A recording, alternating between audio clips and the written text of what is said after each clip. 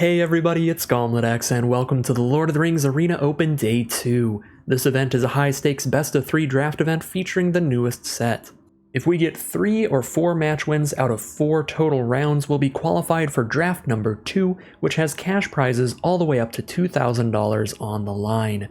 This is a qualification-only event where we'll be playing exclusively against players that got a 7-win run in the Arena Open Day 1, so it's going to be some fierce competition with major prizes on the line. I got lucky enough to make it through day 1 in only 1 try, so no matter what, I'm up in gyms, but I am going to try my hardest to take this as far as we can go and have some fun with the new set while I'm doing it. So without further ado, let's hop into the draft.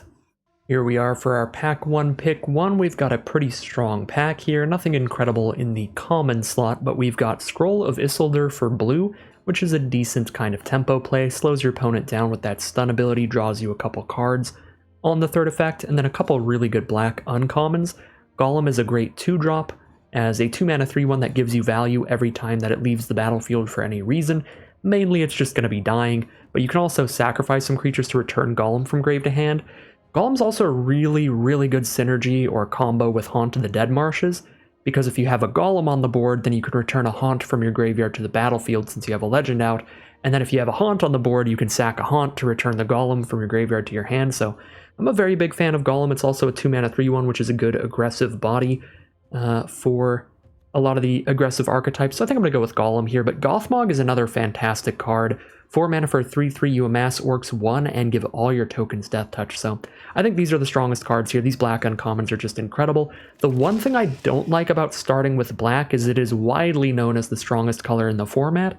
So I think in an Arena Open Day 2 draft, I am going to be competing very hard to scoop up the black cards if we end up in that color. So I think it's probably going to be the most drafted color in the majority of draft pods during the Arena Open Day 2 events of the format. So the one thing I don't like about taking Gollum here, but I think it's easily one of the 2 strongest cards in our last pack, like Gothmog.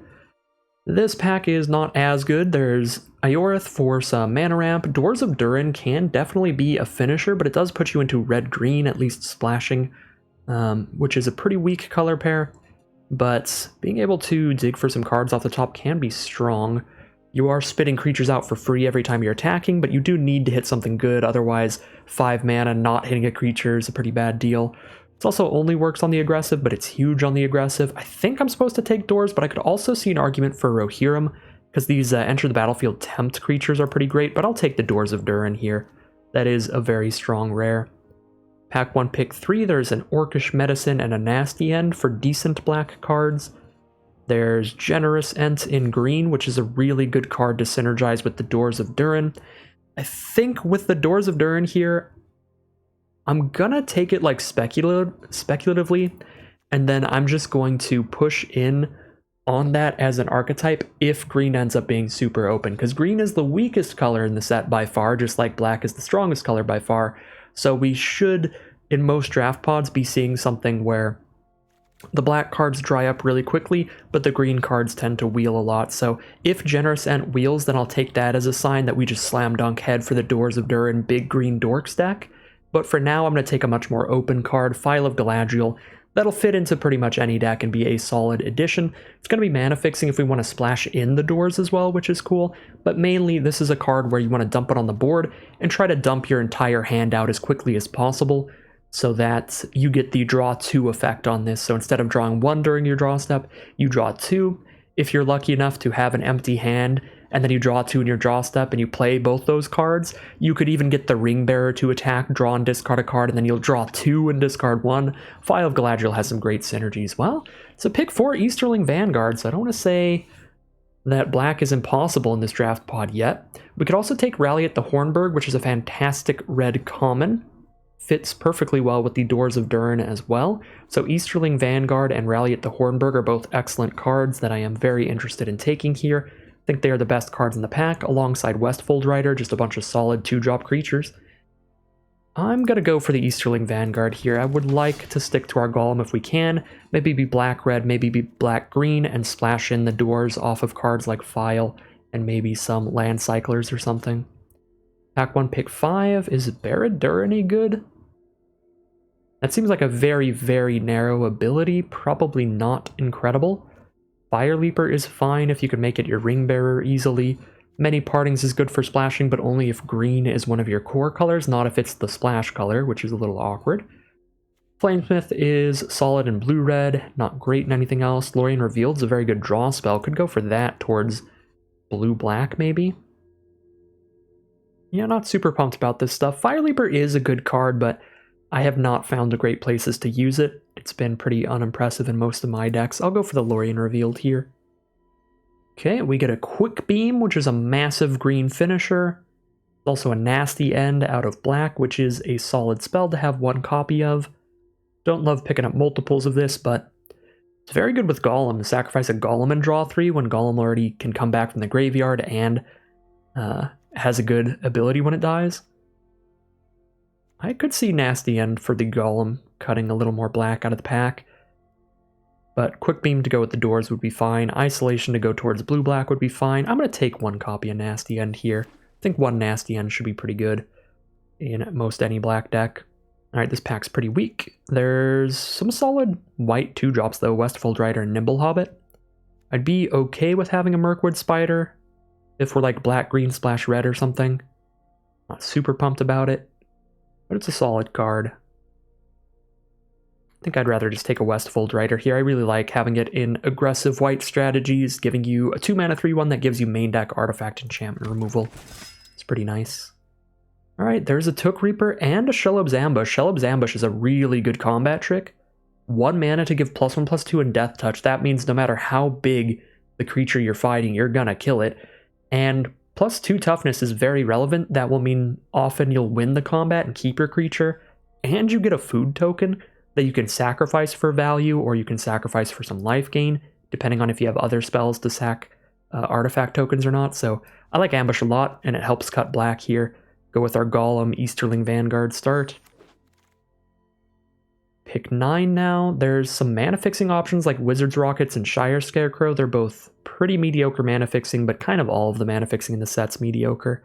The only other option really is to take another like green-red card or green card to go with the doors, but we're starting to get pretty heavy in black. I'm just going to get some random mana fixing. I'll go for the Scarecrow, just in case we need that, but I already like the File of Galadriel a lot more as fixing. Alright. Trebuchet was like the only black card in this pack when we saw it earlier, so that's a decent sign for black, and we can keep cutting it out. I'm not a super big fan of it, though. I don't think I want it to make the cut, and if I go black-white, I would like Eagles of the North to make the cut, so I don't love that I'm setting a little bit of a black signal here, but I'm going to take the white card with the Eagles of the North. Okay. Probably not going to be doing enough scrying for Glorfindel to be good, even if we are in a green deck, so we just take a Mushroom Watchdogs. If we get some of the green food producers, it'll be fine. Take a Mirkwood Bats to cut out black from the pack, or just take another Mushroom Watchdogs. I have not been impressed by Celeborn. I thought the card was pretty good initially, but that's because I thought it got +1/+1 counters every time you scryed. It does not. It gets +1/+1 till end of turn, which is significantly worse. It's just not that exciting. Alright, pack 2, pick 1. I've got an Eagles of the North and a Westfold Rider towards white, and now we see a Shadow Summoning is what we've opened up. Gives us 2 tapped 1/1s with flying immediately. That is pretty nice. Black-white can make great use of having a wide board state with a lot of tokens. You can use cards like Eagles of the North to give your whole board +1/+0.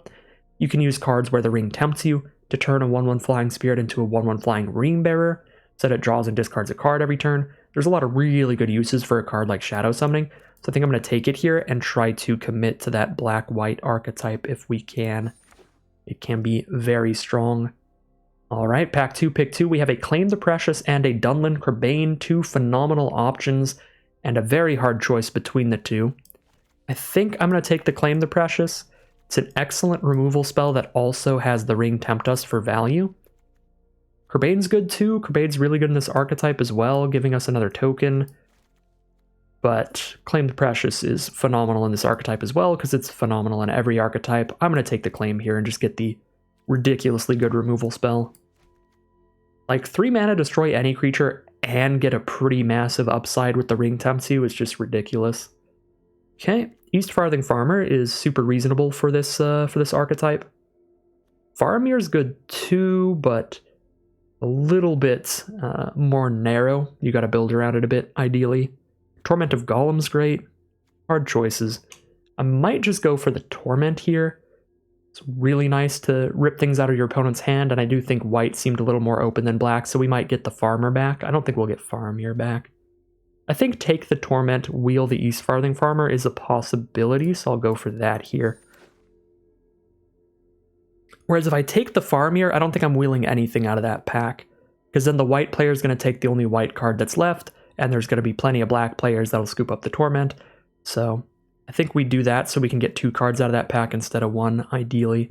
Now we take another Easterling Vanguard for an exceptional 2-drop. Lost to Legend's okay as well, but we did take a nice Claim the Precious for removal now, so I don't have to spend a pick on Lost to Legend over Vanguard. Can hopefully find more better removal like Claim. They're going to get scooped up really quickly though, so ideally we'd have to open one up in like pack 3, pick 1, or pick 2, something like that. But I am hopeful. Our curve looks really good right now. We have 5 2-mana creatures, and then a little bit higher on the top end we've got some other stuff. Really just important to fill out that 2-drop slot when you're trying to do anything aggressive, and that's what I'm trying to do in almost every format. I am just an aggro player at heart, really. So I always try to make sure to have my 5 to... Really, there's no like upper limit. 5 to 9 2-drops. And then have the curve slowly peter out from there. A little bit less 3s, a little less 4s, a little less 5s, a little less 6s. So we can go up the curve consistently, try to pressure our opponent throughout the game well. I'm liking the look of this deck so far. Not loving the look of this pack. We could take a Mouth of Sauron and try to splash it in off the file, I guess, because I'm not going to play a Shadow of the Enemy. 6 mana, you basically get to draw all creature cards from your opponent's graveyard, but by turn 6 often that'll only be 1 or 2 cards anyway, so 6 mana draw 1 or 2 is really bad. You have to be like a dedicated mill deck or something to make it consistent, which is just not good. I could take Banish. This card has actually put in work. If I don't want to try to splash in the Mouth of Sauron. Yeah, Mouth of Sauron's not going to be that consistent for our deck, because we have to splash it in, and we're not going to have a lot of instants and sorceries in our own graveyard, so we're at the mercy of how many our opponent has. I'll take the Banish there. Take a Nimble Hobbit, I suppose. Now I have a Claim and a Banish, and I think Knife Wound is just worse than those two. Not that Banish is great, but it's better than Aura-based removal. Aura-style removal spells, there's too many things that can go wrong with them, where your opponent could be on blue where they can return their creature to their hand. Your opponent could be on green or white where they could destroy your enchantment. Your opponent could be on black or red where they can sacrifice the creature. Just a lot of ways to get value from something that's tucked under an aura. Well, I don't think we're drafting with a bunch of aggressive players, because this is more 2-drops than I usually expect to have halfway through pack 2, but I'm okay with it. I will be the aggressive player. If I can find some Escape from Orthancs or some more Shalob's Ambushes for some combat tricks, we could just be all 2-drops and combat tricks the deck. Take a Gore Bag now, I guess.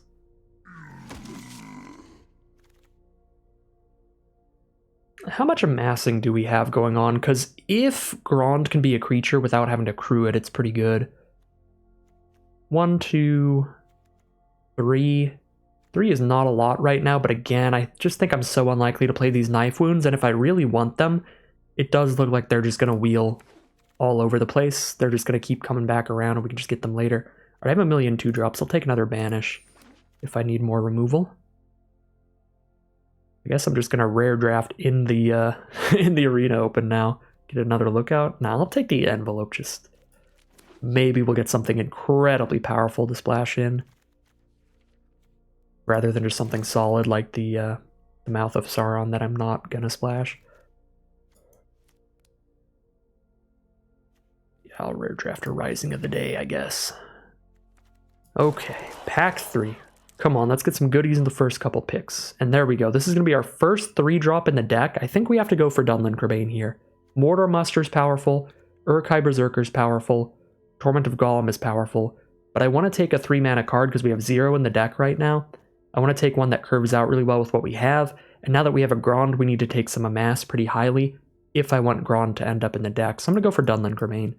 Second best card here is Uruk-hai Berserker. I think the Berserker and the Cremain are both pretty equally powerful. It just depends on what your deck is doing. And our deck has a lot more token synergies than it has Ring Tempts You synergies right now, so take the Cremain. Okay, we've got a Lash of the Balrog and Ambush. We got the first Ambush pretty late, so we might be able to take the Lash and get the Ambush back if we're lucky. I'm definitely not taking a Grond. I don't think I'm taking Landroval either. Can definitely chip in for some extra damage, but I think Lash of the Balrog is just really good removal in this kind of archetype. It is very easy to sack a creature, cast this for only one, so I think I take Lash. If we're lucky, we get an Ambush or a Haunt of the Dead Marshes back, because Haunt of the Dead Marshes is sick with our Golem. But I'm going to take that Lash and up the quality of our removal quite a bit by doing so. Okay, now we've got a Mordor Muster, which gives us another Orc army to have Grond be automatically crewed.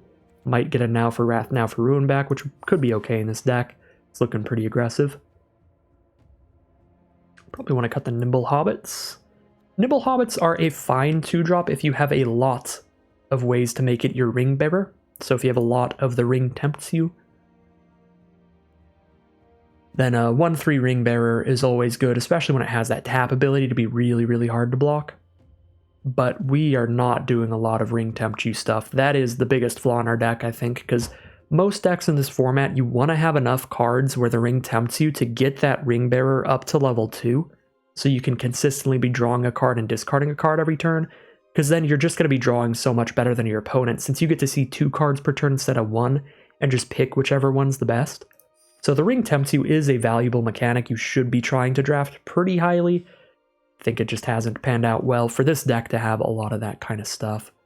Well, here's a Desperate Rescue, which can up our amount of the Ring Tempts You. Do I take it over Landroval? I think I do. We might even wheel a Landroval, because there's 2 of them here. They're a pretty slow card. Yeah, currently I think I only have like one way, and that's Golem for the Ring to tempt us. The more you get, the better they are. There's Acclaim. This will be our 3rd. We really want to try to get up to like 5 or 6, and that doesn't seem super possible here. I don't think we'll very consistently have a level 2 Ring Bearer. That's a nice late Lash of the Balrog. Excellent for us. I think now we can just cut the double banish and run the Lashes instead. Haunt of the Dead Marshes is so good with Golem and Lash that I'm going to take it over Sam's Desperate Rescue, even though it would be another way for the Ring to tempt us. Haunt is too good to pass up with the sacrifice synergies with Golem and Lash. Excellent 1-drop. Another Mirkwood Bats I do not think I will be playing. I might end up playing the first copy. I've already cut the removal spells though, so I just know I'm not playing those. Uruk-hai Berserker, pick 9. We wield the Berserker. That is actual perfection, because that is the second best card in the pack for our deck. That is the card that I was kind of on a coin flip between taking anyway, and we got both of the best cards for our deck out of that pack. That just feels excellent. Not going to run 2 Legendary Gronds, not going to run a Soldier of the Grey Host, not going to run a second Nasty End. This is just not really a pack for us. I guess I'll take a Soldier of the Grey Host for some sideboard options if we really need some random dorky flyers or something weird. And I'll just rare draft something I have 0 copies of. Get another Soldier of the Grey Host for the sideboard. And I think this is just our deck. This is just what it is. We could play a Slip on the Ring if we had a ton of good Enter the Battlefields, but I only have a couple. So I'm not super pumped about that. It is another way for the Ring to tempt us. So I guess I should consider it. It's going to be a pretty easy deck build, though. I think we're just going to end up running the deck as it is, as we have drafted it. But alright, I was not expecting black to be, you know, reasonably open there. Like, get tons of decent cards. And keep in mind, black is such a good color that the majority of black's commons are pretty great. So this could very well be a draft pod where there were like 4 black players. And black just has so many good commons that we got this kind of stuff anyway.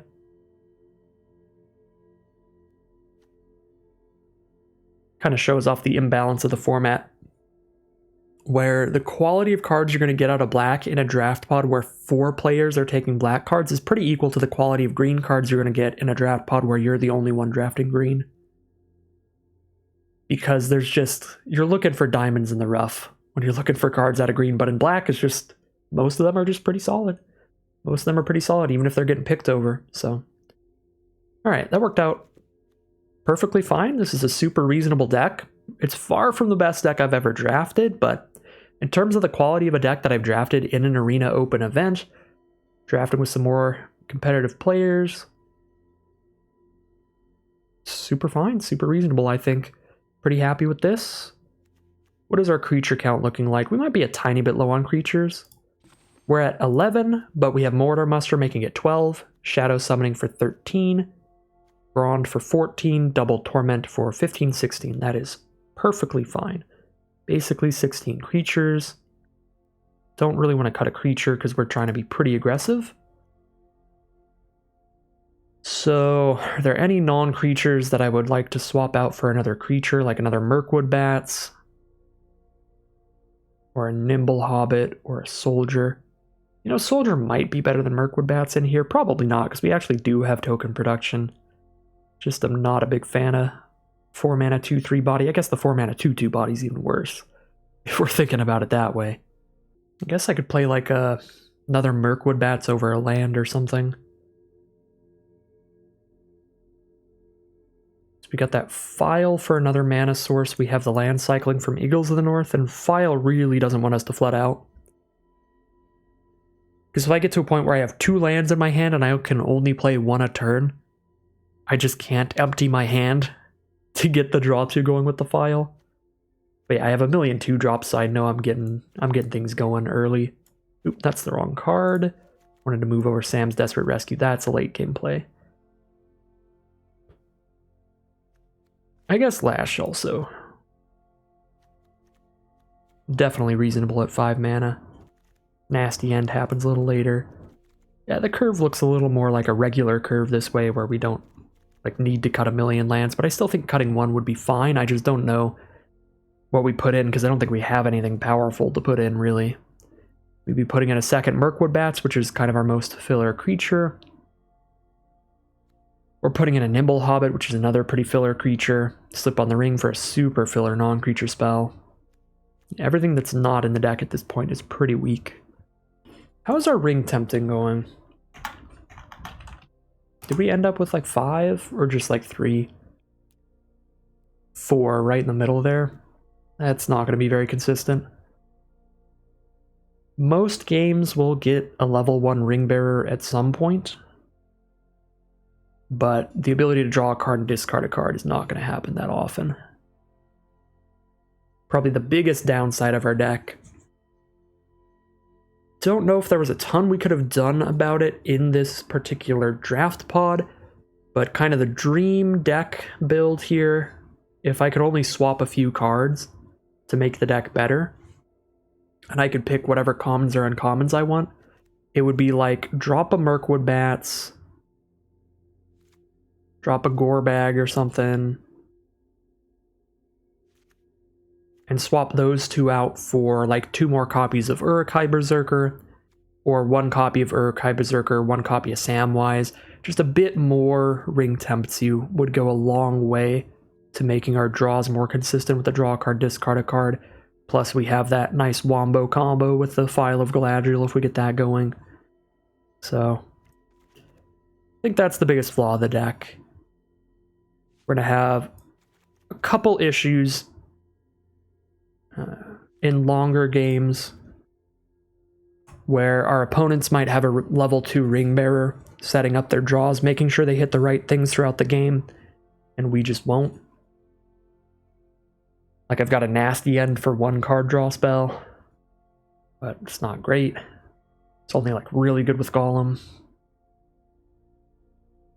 Yeah, I'm gonna keep the deck as is here. I don't think I'm gonna cut a land for Mirkwood Bats. I think I'm fine having a pretty high land count,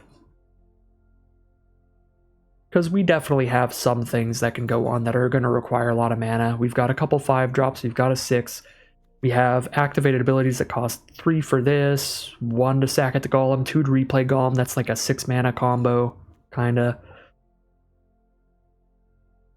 We definitely have some ways we could chain together multiple cards in one turn. You know, Desperate Rescue plus play a 3-drop creature or something. We want to hit our lands consistently up to 4 at least. I feel like a 17th land... Well, again, if I had anything pretty solid, I would cut the 17th land for one of those. I feel like a 17th land is probably marginally better than like a second Mirkwood Bats or a first Nimble Hobbit. These cards are just not exciting. I could check our Enter the Battlefield effect count. But I imagine... Yeah, 3 cards really? Don't really count the Haunt. I don't think we can afford to put a Slip on the Ring in here. Because you can't just sit there and hold 2 mana up the entire game just to try to save one of your creatures from a removal spell. So you need to be able to proactively use this as well for those positions where you can't just sit there and hold 2 up and just lose out on mana equity. You need to be able to just play this during your turn for a little bit of value in positions where you can't afford to be just sitting there, and we cannot do that often. Yes, I could play it just to hold it up and try to counter a removal spell eventually, but again, as I was saying, especially in an aggressive deck like this, we have to just dump our whole hand, and then we don't get to do that till we're out of things to do. Where we're holding it up to counter removal. I mean, I guess... We are a little bit low on those late game plays, so the Slip on the Ring kind of functions as a late game play. We do absolutely everything else and then hold on to Slip on the Ring. I would almost just rather run a 4th removal spell and just put the Banish in here. And we don't even have any creatures that we really want to protect from removal outside of our one, like, Eagles of the North. Everything else is just a bunch of just curving out, getting aggressive stuff. Yeah, I'm just going to run it as is. I'm going to call it a deck there. We can make some adjustments between games and between rounds if certain things are working out well and certain things are working out poorly. Like if Mirkwood Bats really sucks, we can try the Soldier of the Grey Host instead, but I doubt that that's going to be any better. Maybe try some Nimble Hobbits or something instead, cut a land for some Nimbles. Some definite options, but this is the deck that I'm going to be running with. Alright, here we have a look at our deck list for the Arena Open Day 2 draft number 1. This is just a black-white aggro deck with a ton of 2-mana creatures. We've got 6 2-mana creatures and 2 sorceries that create a creature for 2 mana as well. So really aggressive curve. We're just going to be dumping those down and then trying to win the game, beating our opponents down with those. We've got a few pieces of removal to clear the path with Claim the Precious, Double Lash of the Balrog. We also have an Ambush as a combat trick to help beat opposing blockers. And we've got a little bit of interaction with cards in our hand with a couple Torment of Golem. That way we can stop our opponent from playing anything too disastrous late in the game, while still putting some more power and toughness onto our board. And we have not a lot of finishers, mainly just Eagles of the North buffing the whole board with First Strike, chipping in for extra damage that turn, and then also chipping away for flying, and Grand as well. Just a 5/5 trample can definitely end some games. So it looks like a pretty solid, pretty consistent deck. We have some cool combos going on as well with Golem and Haunt of the Dead Marshes. If we get those 2 cards together, the Haunt keeps coming back from the grave. The Golem keeps sacrificing the Haunt to also come back from the grave. They're kind of this nice little loop where they can both get each other back. So that is pretty sweet. And yeah, not too much else going on outside of that. Very solid, very average looking deck. We'll see how far we can take it as we head into the gameplay. Here we are for game 1. Our opponent's on the play and we don't do anything till turn 3. I'm going to be honest, I'm not in love with that. But we have both of our colors. We have a very good 3-drop followed by a very good 4-drop. We hit 1 land by turn 4, which is really likely on the draw. Not super happy to keep it, but I'm definitely keeping it. I do not think we can mulligan this. It is perfectly playable. Our opponent starts with a forest. And passes the turn. Our first draw is a land, so we know we can play all of our 4 drops later in the game.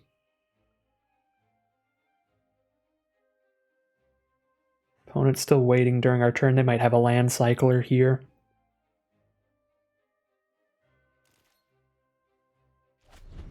Okay.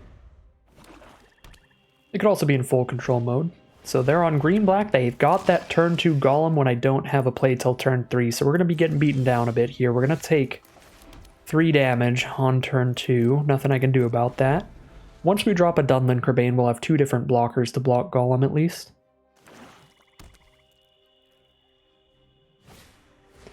So Pathfinder for some mana ramp. Taps for mana of any color. Later in the game, it also gives things trample. Alright, we have drawn exclusively lands so far. But we've got our turn 3 Crebain. So let's drop it down. We've got the blocks ready for Golem.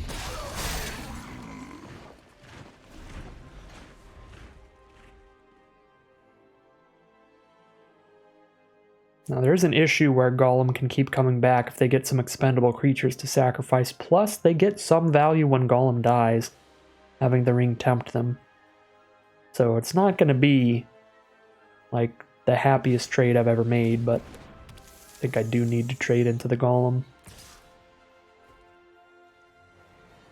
Now that they have a death-touching blocker, I'm more interested in trading off the Orc army than the Crebain. That way Torment just gives us another 2/2. So if I stack my army up into a single 4/4, it's just going to trade into a single spider anyway. So let's try to have our amass turn into 2 separate creatures instead. Ringbearer on the spider. Well, I can block that with Crebain. I've got a 1/1 still to block a 1/1 Ringbearer. Can't block with our army then, though. So we can't trade into the spider on attacks. Morgul, Knife Wound. Well, now Crebain is useless, because even if I ambush on Crebain, it's still -1 power.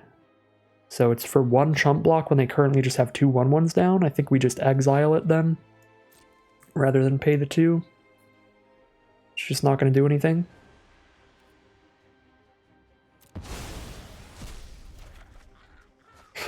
Fifth draw is a 5th land. Can torment our opponent and see what's going on in their hand and make a 2/2 army.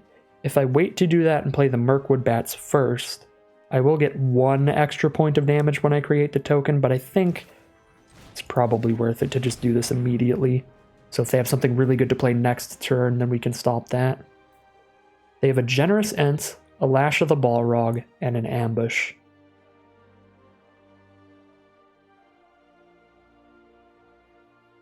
They're at 4 out of 6 mana for the Ent. I have no removal in hand.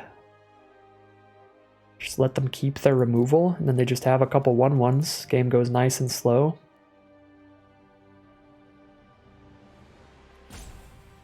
Yeah. It's going to be a top deck war.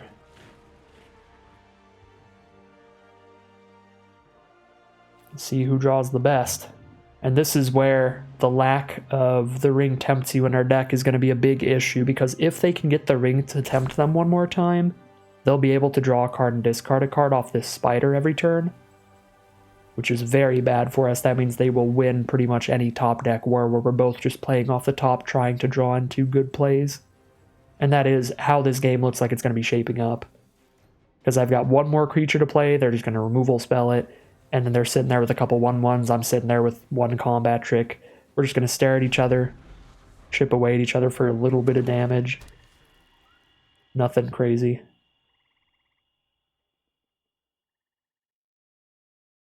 Currently, they don't have another way for the ring to tempt them unless they sacrifice their Pathfinder to bring Golem back, but I think that would be worth it for them at this point.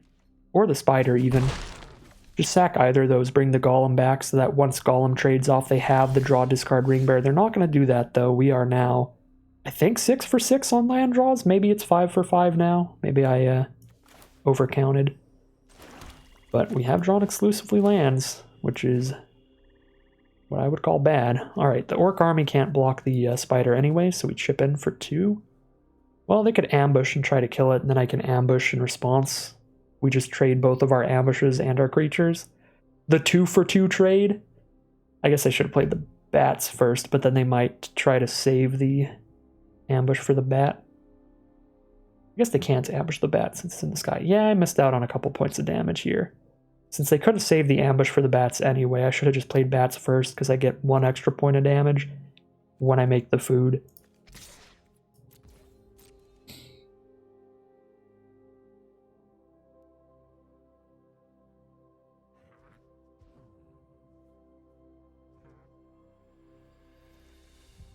So they know that we know that they have an ambush. They might even just not block here, and they didn't block, so that's cool.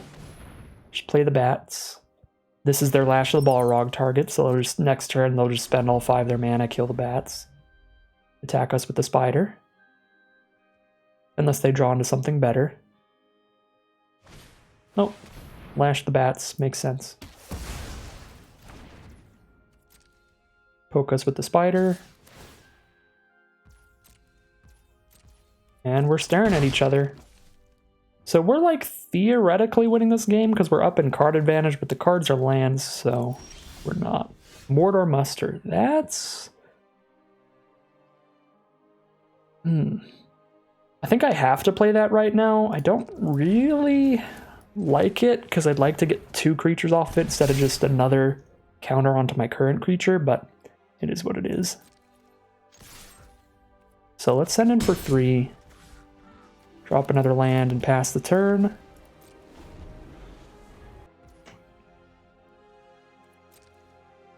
they going to poke us for 2? They sure are. They have 2 cards we don't know about. Bag End Porter, a 4/4 that attacks as a 5/5 because they have a legendary, which means even an ambush doesn't beat it, it just trades into it. Alright, it's not good for me. The Shadow Summoning as the draw.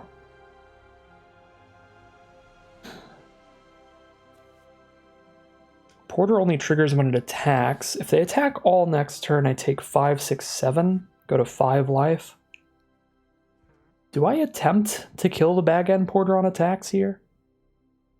If they don't block, I deal 3, they go to 12. Next turn I hit them for like 5. We are not winning that race. Or if I try to kill it on blocks, like I lose 2 of my cards, I guess they're down to just a couple 1/1s. And then I trade my 1/1s into their 1/1s later. It does not feel good, but I think it is our best bet.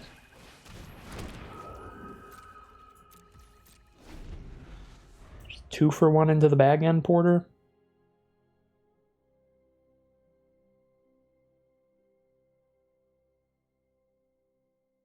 Don't just take 5 every turn when we're at 12 life.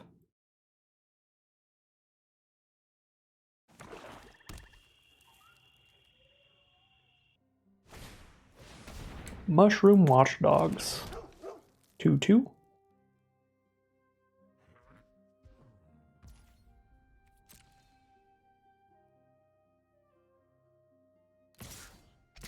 Send in the spider, send in the porter.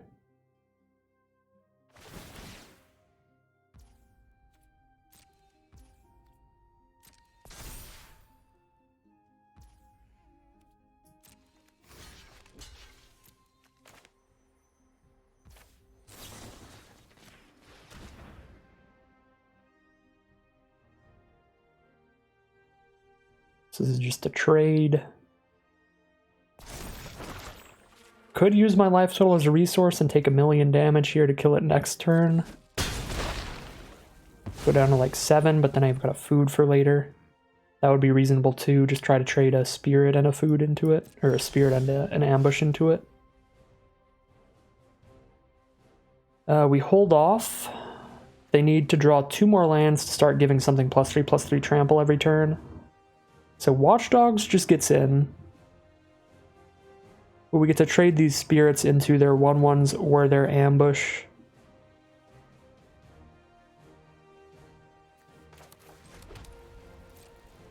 Pass turn.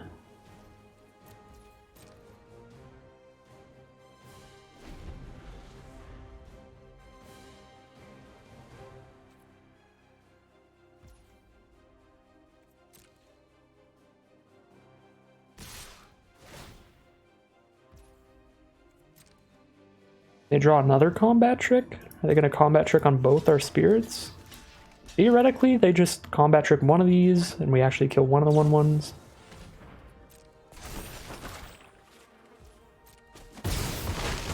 Alright.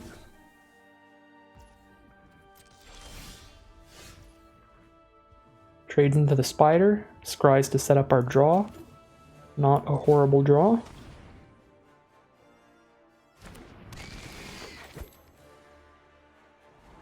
Find a Grand. That actually is a horrible draw, because that is uncrewable.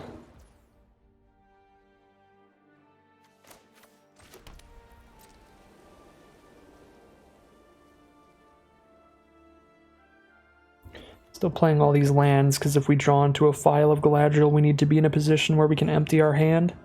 And as I said before, if we have 2 lands in our hand, we cannot empty our hand in one turn.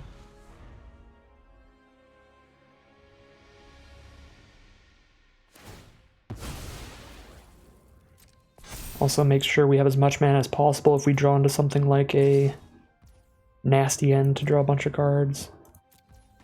And we need to spend the 2 to cast that, and then spend a bunch of mana to cast the 2 spells we draw into. Okay, probably just eat this food. I'm going to double check our deck list and make sure we have nothing that uses the food for alternative purposes. The only reason not to eat the food, it looks like, is if we draw into the Phial of Galadriel. Then if they put us to less than 5, then the food gains us more. It's a pretty narrow circumstance, but I guess there's not a huge reason not to. I have tons of mana. Okay, Westfold Rider. That can trade into the Watchdogs if they don't draw into another food token or combat trick. So I will drop that out. Now we have a blocker for both their creatures. Pretty much an even board state. In the top deck war, both playing off the top.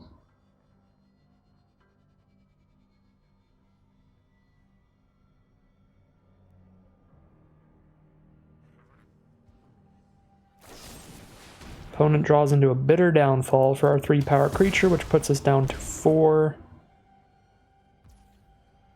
Which is super bad.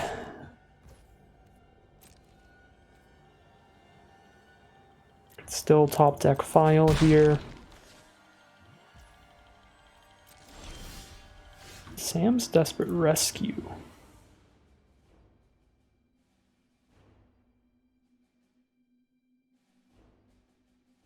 I have to just pick up the 3/1 because I need something big enough to kill the dog.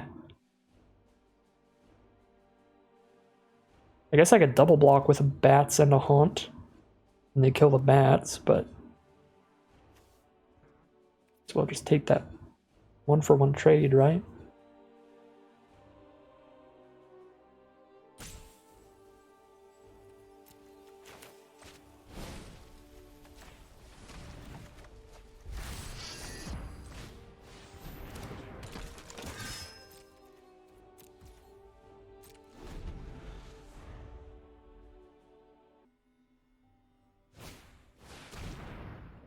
Old Man Willow. Alright, we really need to hit a Lash of the Balrog or Claim the Precious or something. Because that's basically going to kill us the moment it attacks.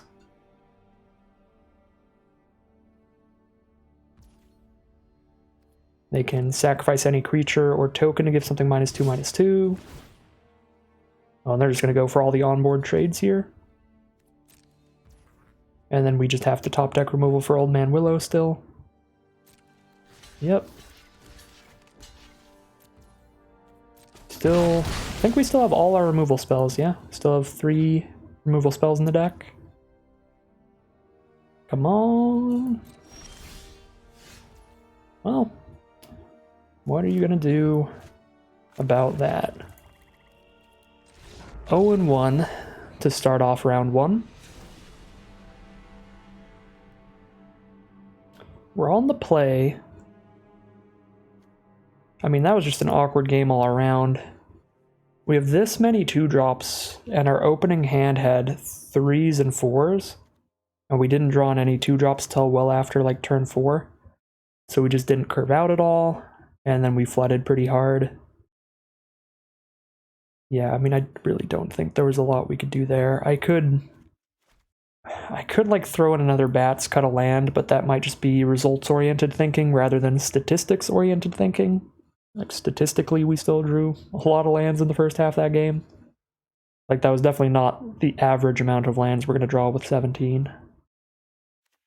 Still think that's okay, though. Slip on the Ring might be okay against them. They had a lot of removal, right? They had Bitter Downfall, Lash the Balrog, Morgul Knife Wound. Ooh, Slip on the Ring's actually disgusting against Morgul Knife Wound. I'll run the Slip on the Ring over Plains here.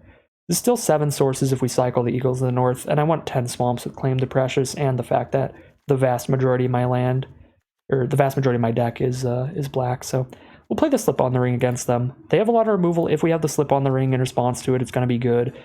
And they even have enchantment-based removal, where Slip on the Ring, if we draw it at any point, is really good against the Knife Wound.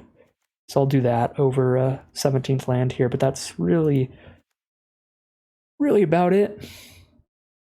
Could run more 1 toughness creatures to trade into the Spider for their Ring Bearers, but I think I was doing okay there on just 1/1s. Didn't hate that.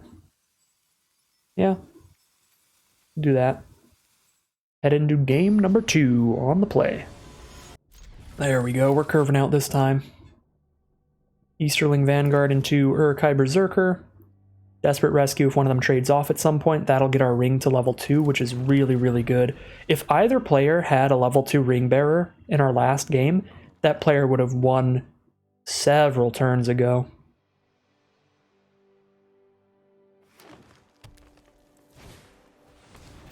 Alright, Mirkwood Spider. That is a fine trade for Easterling Vanguard. Ooh, no second swamp here is awkward, because being able to Desperate Rescue and recast a black spell is pretty important. There's another reason we like 10 swamps, 6 plains. Because again, with so many black spells, being able to cast 2 black spells in 1 turn is important, so do not like seeing a 3rd plains before a 2nd swamp, that is for sure.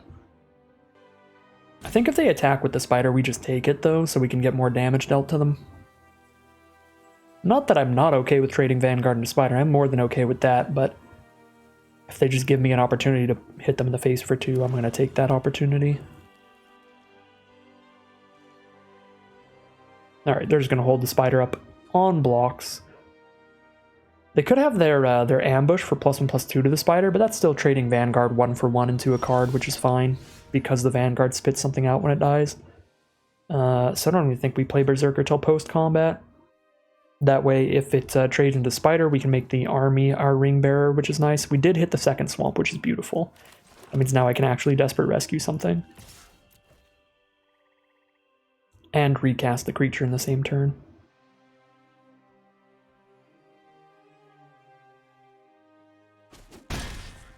No blocks. Alright, well then...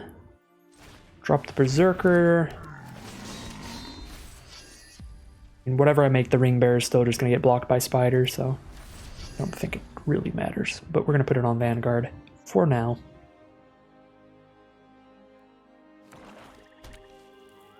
Don't exactly have a 0 power Ring Bearer to make it past the Mirkwood Spider.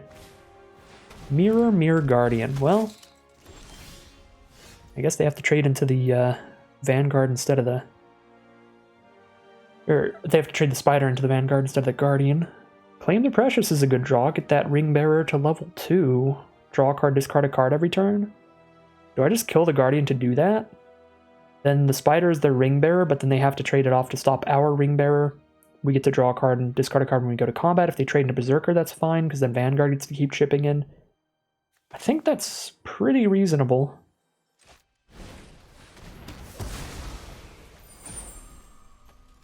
Mainly just getting that Ring Bearer to level 2 here.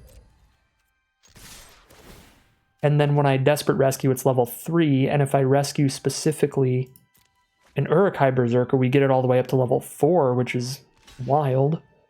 They're going to let us keep our Vanguard on board, which means we've got the Berserker in the grave to Desperate Rescue. I could get the mana investment out of the way right now and just Desperate Rescue it immediately.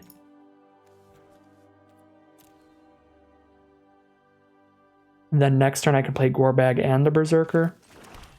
Alright, the one thing I don't like about this is I am getting one use of the ring Tempchu out of the way, which means I don't get to move the ring around as often. Because every time the ring tempts us, we get to move it around, which is nice. Old Man Willow. Well, that cannot block the Easterling Vanguard.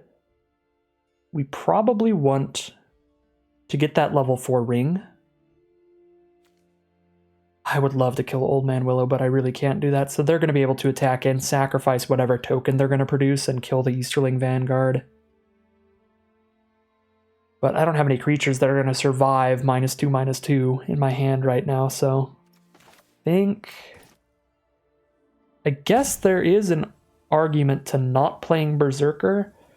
That way, when I do play Berserker, I get to make a new Ring Bearer after they kill this one. So just play Dunlin Crebain and Gorbag this turn. Just try to keep that draw card, discard a card as long as possible. I think that's actually reasonable. Hit for 3 less points of damage, but keep the draw discard longer. Oh my god, we hit a nasty end? So now I play Gorbag and then I nasty end when they Old Man Willow the Vanguard to draw a bunch. That played very well. I guess this plays a little strange if they don't manage to produce a token to sacrifice and kill the Vanguard.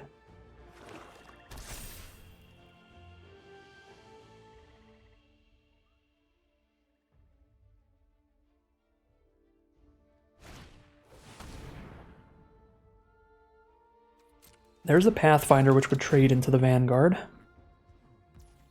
Trades on blocks or on attacks with Old Man Willow, whichever they want to do.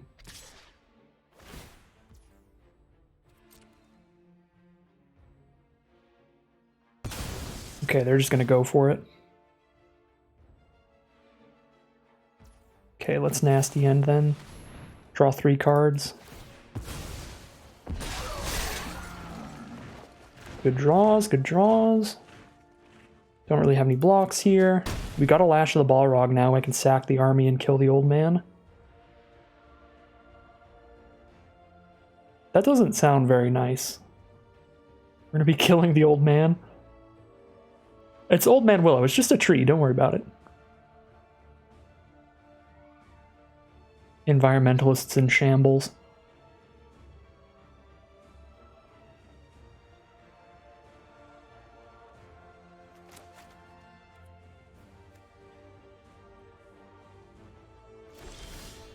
Alright, ooh, Torment of Golem. I can Lash of the Balrog and Torment of Golem. I don't hit them as hard, I don't draw a card, discard a card, but my hand is incredible, so it's okay to not do that.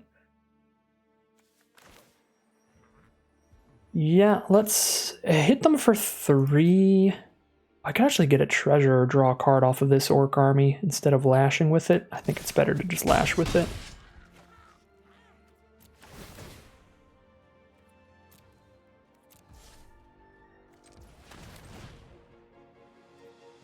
I could also just spend 5 and lash and lose nothing, but I want to torment this turn as well. Make sure they don't have a follow-up line and we can really just close this game out. Legolas, which costs double green, Morgul Knife Wound, which is not very good, and Ent's Fury. If they don't hit a force, they have nothing. If I just get rid of Legolas, they also just have nothing. They just Knife Wound one of our cards and then we beat them down.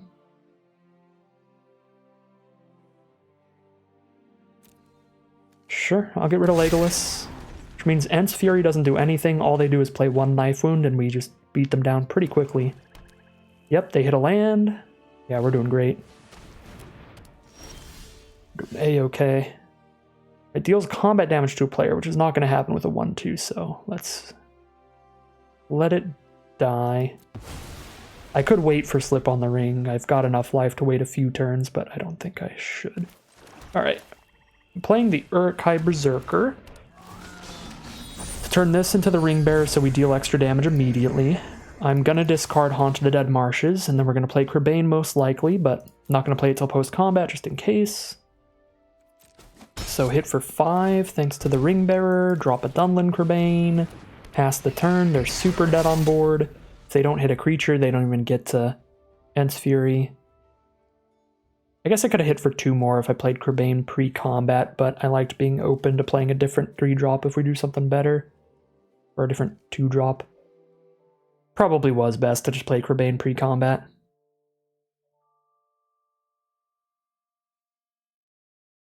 So used to going for main phase 2 stuff when I know I'm going to draw a card and discard a card during combat.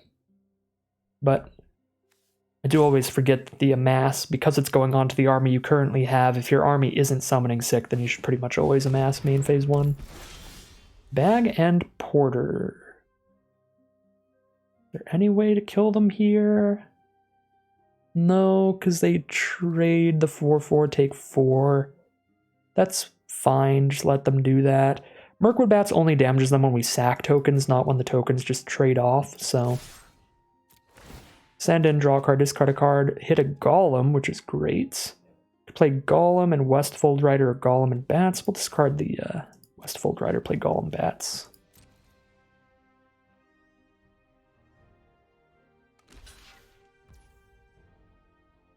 Oh. It's interesting. I guess they are dead. You forgot about the final ability of the ring, I guess. 1 and 1. So, I mean, that game, we just kind of drew a lot better. Not anything super big to note. Did like Nasty End a lot. I'm pretty cool with the deck as it is. Slip on the Ring still feels fine. Maybe the 5-mana removal will be better. Just banish over Slip on the Ring, but I do like cutting one of those lands being at 16. Like, we've got the Eagles as kind of a 17th land as well. Yep, cross our fingers, hope for the best. Get some good draws again, see how things go in game number 3. I definitely love how much we tempted the ring that game, or how much the ring tempted us that game. So, I think it's reasonable to keep Slip in there for another ring tempt you card. Because that was absolutely monumental in that victory, was all the stuff that we were doing with our ring bearers. Having a legend to draw 3 off Nasty End, drawing, discarding a card consistently throughout the game, getting extra points of damage in late. A lot of incredibly good work done by our ring bearers. Okay, mono black, let's go. Mono black dream deck.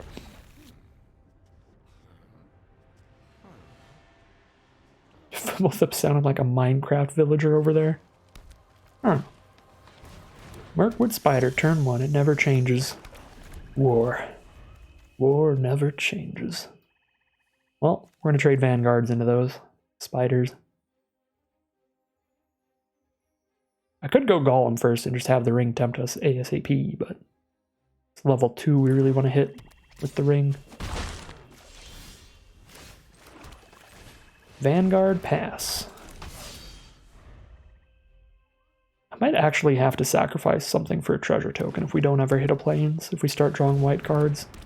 Alright, Mirror Guardian is another card that is a fine trade for Vanguards. We did hit a plains, naturally. Perfect. Perfectly reasonable. Perfectly nice draw. Kind of want to play another Vanguard, but I don't really want to trade both Vanguards off in the same turn, because I'd rather get 2 different 1/1s off of them than 1 2/2.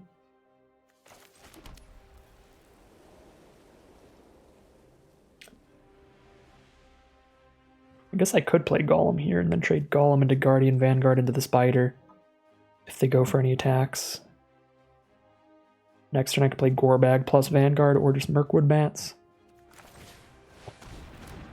I'll just play a Golem. Golem trades are fine. We've got multiple ways to get a 1/1 right now to bring Golem back from grave. And Golem to give us a way to sacrifice our 1/1 so that the next Vanguard gives us another 1/1 is nice.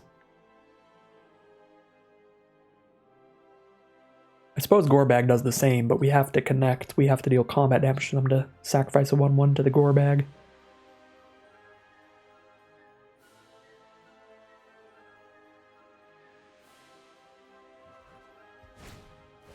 Old Man Willow. Back at it again, every game. Shadow summoning. So Mirkwood Bats is too large for them to kill with Old Man Willow, and having the bats down before we play Shadow Summoning means we can get a lot of flying damage in if they do not have removal right now. The worst case scenario here is Mirkwood Bats is going to trade for a 1-for-1 removal spell. If it's an Ent's Fury, that's pretty bad, because they'd get a +1/+1 counter onto Old Man Willow or the Mirror Guardian. If it's like a Lash of the Balrog or something, that would be fine. They do play Legolas, and now we have a Slip on the Ring for the Mirkwood Bats. I don't have a white mana up for that next turn, though, because I'm definitely playing Shadow Summoning this turn. Legolas has Reach, too. Whenever you cast a spell that targets Legolas, put a +1/+1 counter. When you cast a spell that targets a creature you don't control, it deals damage equal to its powered up to 1 creature. Wow. So basically, if we don't have removal for Legolas, we just lose pretty quickly. Because every time they cast a removal spell, Legolas also shoots one of our cards. So now, if they Lash of the Balrog on Mirkwood Bats next turn, they kill the bats and Legolas kills the Vanguard. Or the Golem. Oh my god, yeah, we need removal ASAP.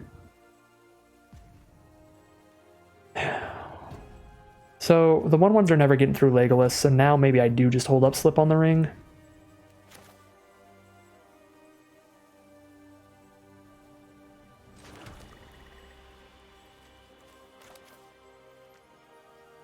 Still don't really want to have 2 Vanguards to both die into an army. Maybe I should have attacked with Golem. I guess they just block with Legolas, but that could set up a level 2 ring next turn. Lets us start drawing a card and discarding a card and digging for removal for Legolas.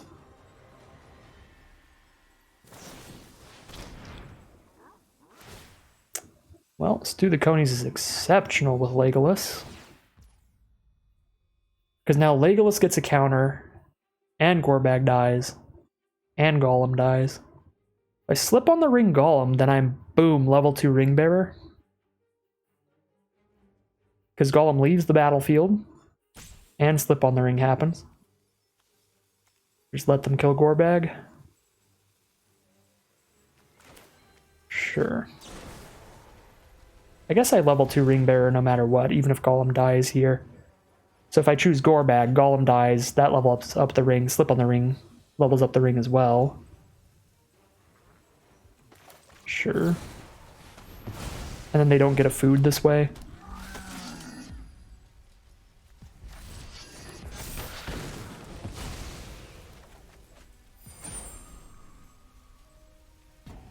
You know what, no, I'll have Vanguard trade into the Spider rather than just bouncing off Legolas.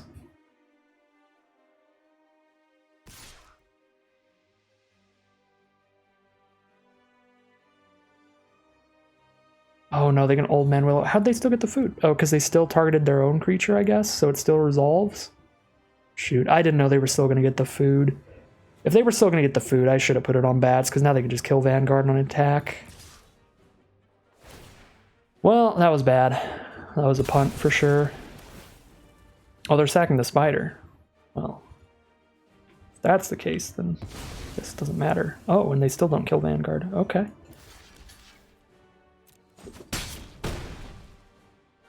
Alright. Well, I think I played it out wrong, but it went fine. We still have our Ring Bearer now. And we get a free attack in with it. Don't think I'm blocking with bats. I think I attack both. Draw, discard.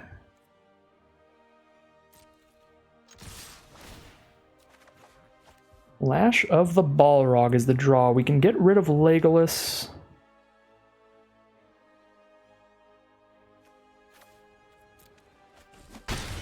But then they still have Old Man Willow. Feel like Legolas is probably worse for us. But they're both very bad. Because Legolas blocks the flyers as well, which is definitely part of the consideration.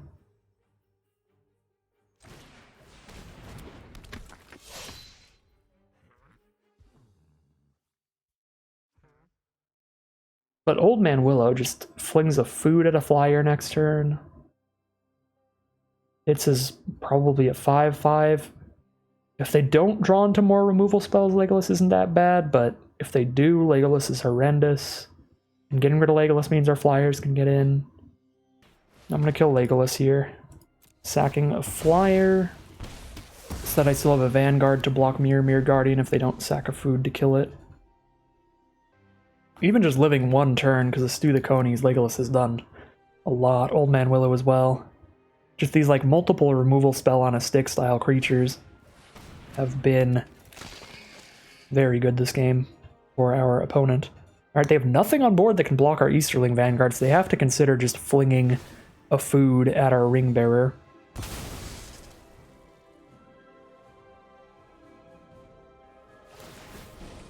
They might do it to a flyer.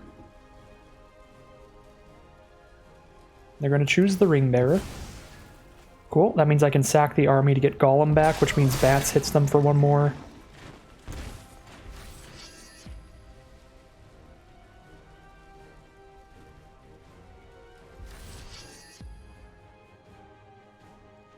Ring-bearing Old Man Willow. Okay, I'll take 4.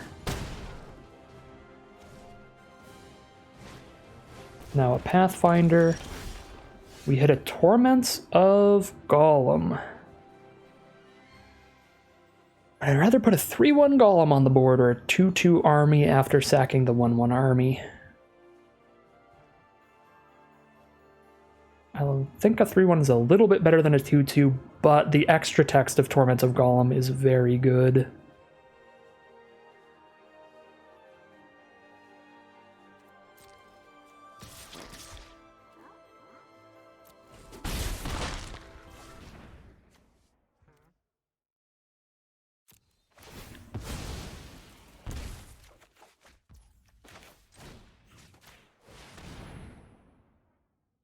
Quick Beam and Cirith Ungol Patrol.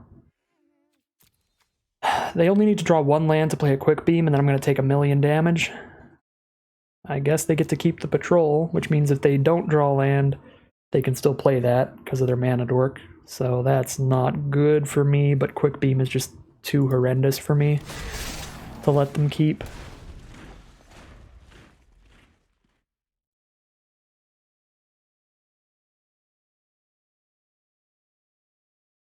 They are at 7 life. No, Brandywine Farmer off the top for 2 more food tokens. Puts them to like 13 if they eat all the food. Plus Old Man Willow can just fling the food at our creatures. Dang, killing Legolas instead of Old Man has not worked out super well. We've gotten more damage in, but they just did not have anything to target anything left in their hand. And they're just drawing into more food. Didn't even necessarily have a ton more food in hand. They literally top decked the farmer, which is perfect with Willow. That is devastating. That is one of the biggest bummers you can ever get, is when your opponent, when you Torment of Golem, you see their exact hand and then they draw something that's just so much better for this position. It's like, well, not a lot I can do about that. Tempted to keep Vanguard because it keeps the Guardian off of us. It's kind of saving 4 damage every turn instead of saving 4 damage in just 1 turn. It does give me an army to get Golem back, so this would be the potential chump turn. Westfold Rider. It's not really anything to kill with the Westfold Rider.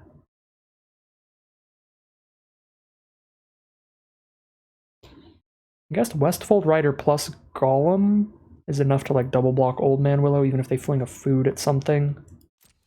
Barely.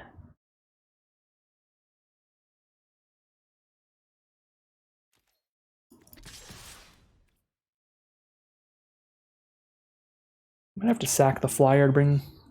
Oh wait, Golem's already in my hand, I don't have to sack anything.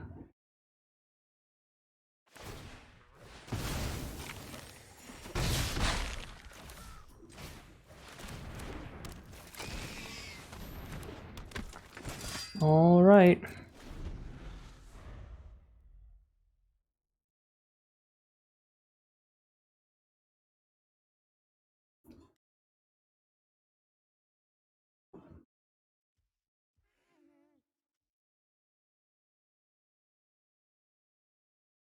I think the main decision point that could have went differently this game is if we had put the Ring Bearer onto the Mirkwood Bats, because the Bats is still here. So we would have had a couple more draw card, discard of cards by now. So a ring-bearing Mirkwood Bats maybe would have found more removal, and we'd be in a better position here. I think that was the one big kind of punt this game that could have us in a different position.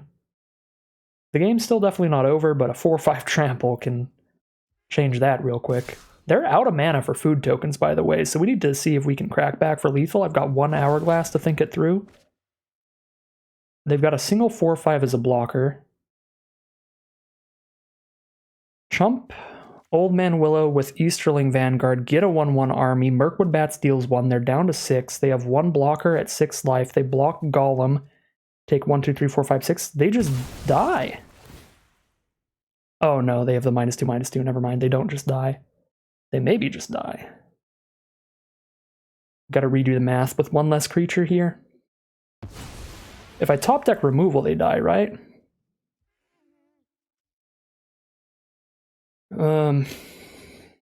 So they're at 6. They block Golem. Take 1, 2, 3, 4. Puts them to 2. Golem can sack a token, put them to 1. We're gonna be like 1 damage off.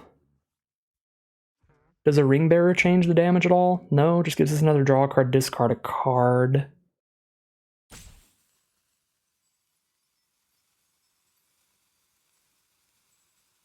So they're going to be on block Golem. Take 4. Putting them to 2. Can sack 1 creature. There are a lot of cards that I could find lethal with off the top, but we gotta just find lethal at this point, I think. Any token production, any removal spells get there.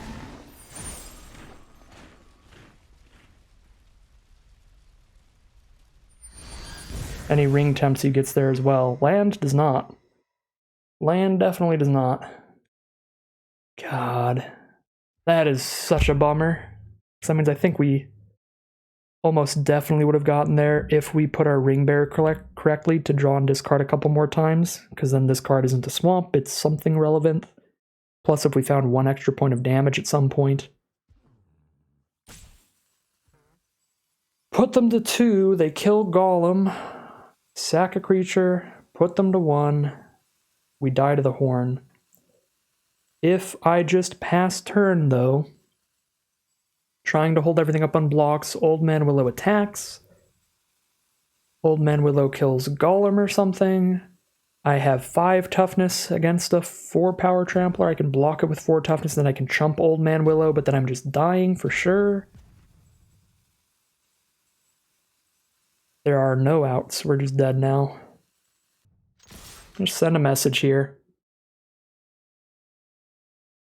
Again, if I just hold everything back, I'd take lethal on the crackback.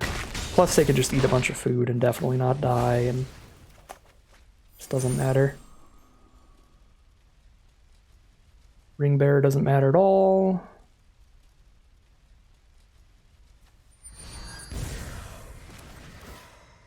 Close. What a bummer.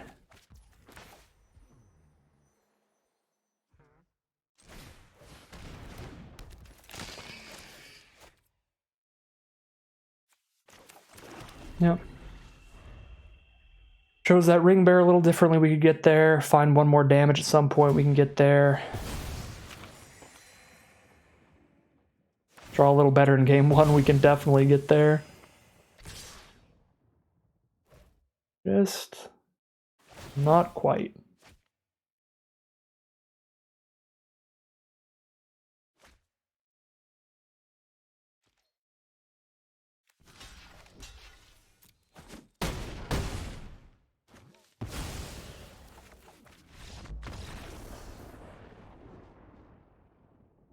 Here we are for round number 2 on the play. Hoping not to draw any more lands with the File of Galadriel in hand. We are definitely trying to dump our hand ASAP. We unfortunately are on the 5th land draw. Our opponent starts with a turn 2 Moria Marauder, which is a pretty absurd card. Well, I can't really do anything to that. I can block it with a 2-2 if they don't have removal, but that's a 1-1 double striker that draws them a card every time it hits us, so if it gets in, it draws them 2 cards. Please don't tell me our opponent was in the dream draft pod where somehow red-black is open in an arena open.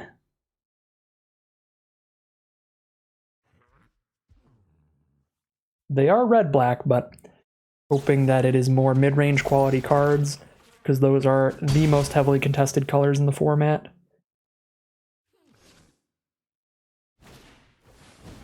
Right. So far, our opponent's deck looks very real, which is a problem. I can play File and one of these 2-drops, or I could play both of these 2-drops and no File. I think that's all fine. Attack in here because Vanguard is not a good blocker against either of these. Neither is Kerbane. Just play a Gorbag. 2-2 blocker for their stuff is good.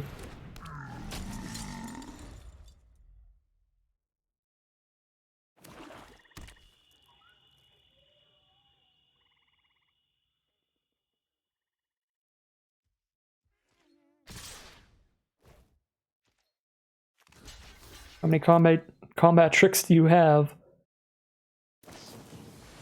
Too many.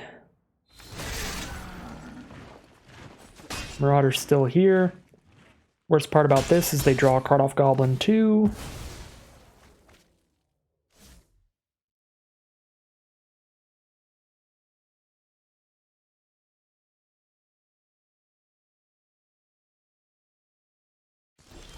Okay. If this were anything but a land, we could start drawing cards next turn, but it's a land, so we cannot. And now I have 0 blocks for Moria Marauder or Battle-Scarred Goblin. I guess I could block Moria Marauder with 2 1/1s. We've already got them out of 2 combat tricks at least. If I don't kill the Moria Marauder, they're going to start drawing like 3 cards a turn next turn, because my deck just cannot block Battle-Scarred Goblin at all. Because it shoots everything that blocks it for a damage, no matter how many creatures are blocking it. I think I'm in one of those really rough positions where I have to block Moria Marauder with 2 1/1s. Might even have to just not attack here, because I need to play around like pre-combat removal, because it's just a death sentence if they're drawing 3 extra cards each turn. 2 from Marauder, 1 from Battle-Scarred Goblin. And now they can just attack with Battle-Scarred Goblin alone, because they know we have no blocks for that, even if they don't have any tricks left, and then they're still drawing an extra card each turn. This thing is just bonkers. Marauder was not good for us at all.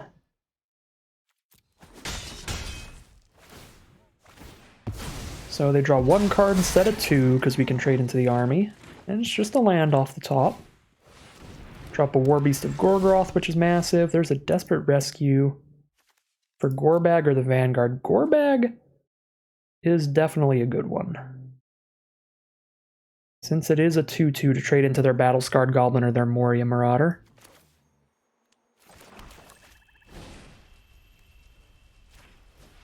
And now we gotta worry about this War Beast. I guess it just deals 5 damage to us every turn, so we can just let it do that.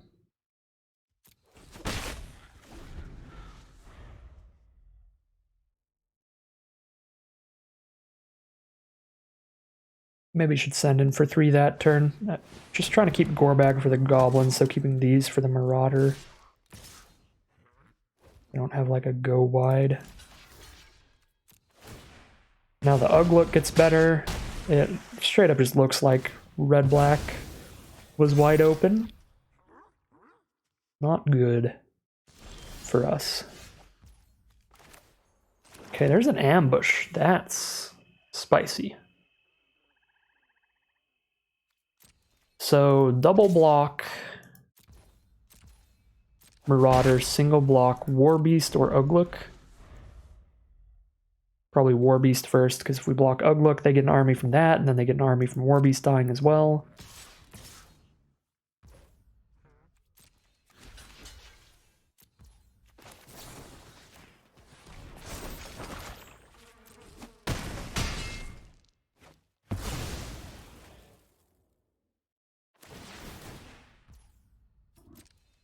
I guess Ugluk draws them a card from the Moria Marauder.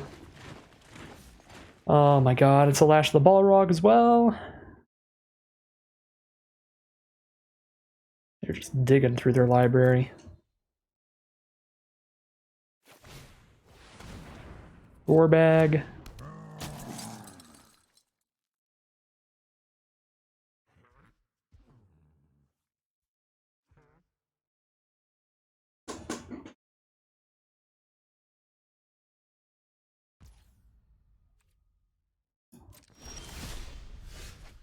Claim the Precious. Mordor Muster. That is a very real combination of cards. Think I need to kill the 6/6. Now I can draw a card, discard a card off Kerbane every turn. Muster draws 2 because of the File of Galadriel. Lash of the Balrog. If I cast this, I draw 2, discard 1 off of the file. But I have to sack a real creature. I guess just the 1/1 Orc army's fine. Kill the Moria Marauder here.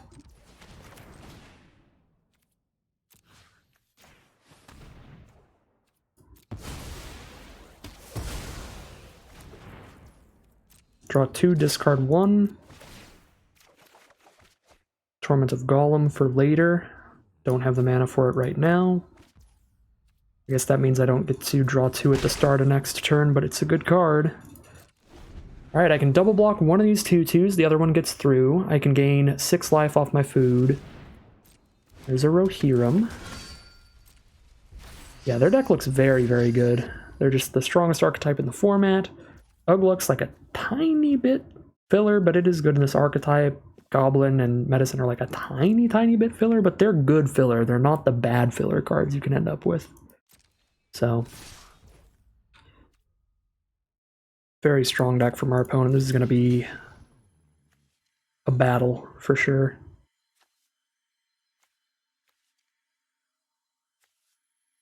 I don't think it matters too much which one I kill. I definitely kill one of them. Probably better to kill the Ring Bearer, but Gorbag has potentially relevant abilities. I'm gonna kill the army though. Kill the Ring Bearer.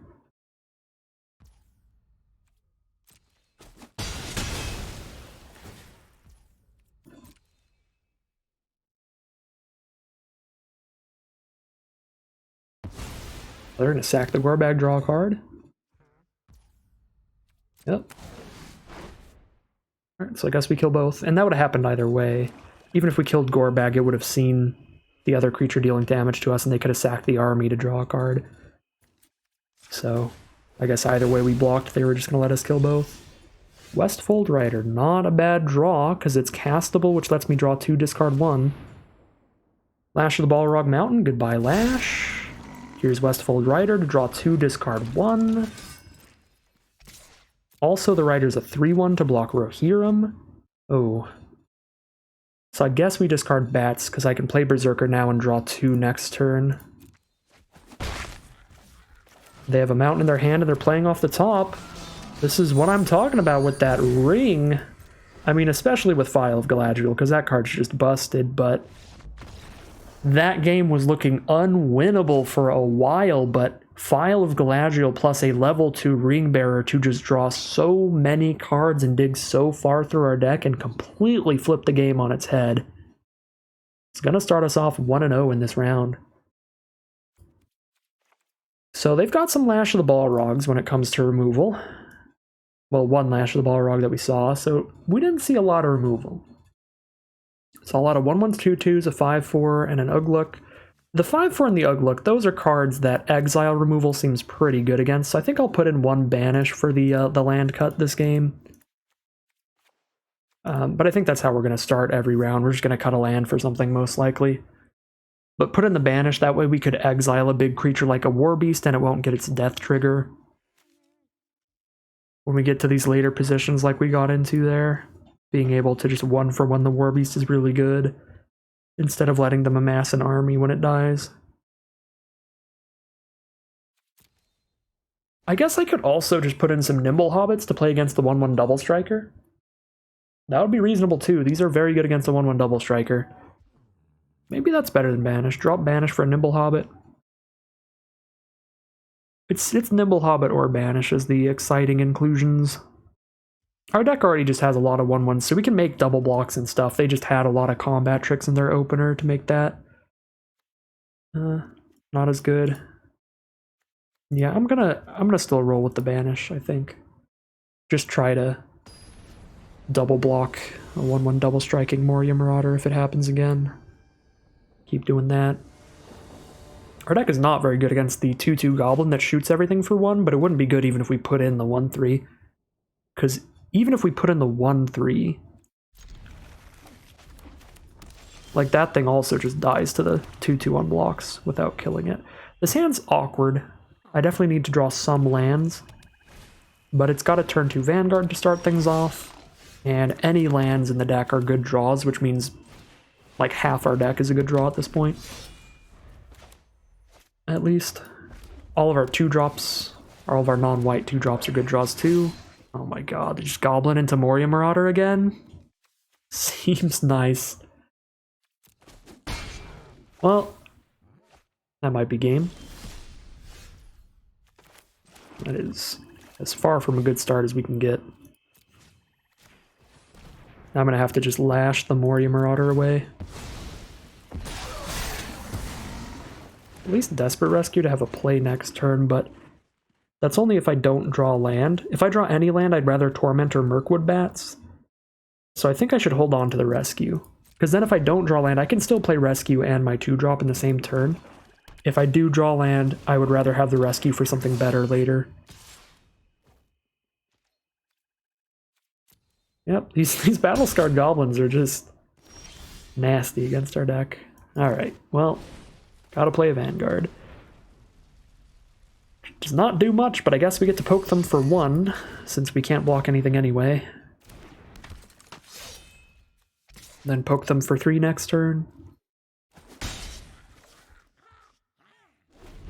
Torment of Golems are very, very real Magic cards if we can hit land 4. Warbeast of Gorgoroth is another very real Magic card. That's an issue.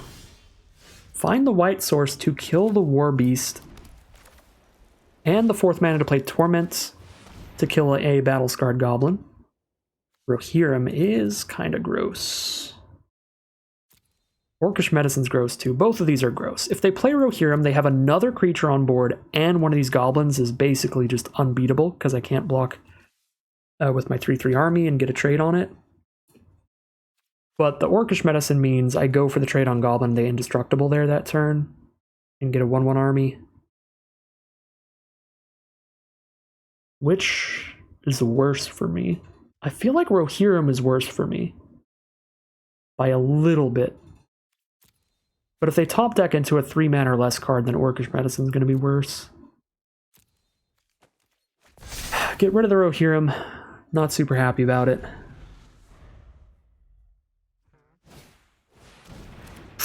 And they top deck into a 3 or less card, so it is worse that we let them keep the medicine, but we can't know what the top card of their library is. That is devastating. Because now they give the Goblin indestructible, and we don't trade this turn. We do next turn at least. And they're still playing another creature this turn, and they're getting a 1/1 here.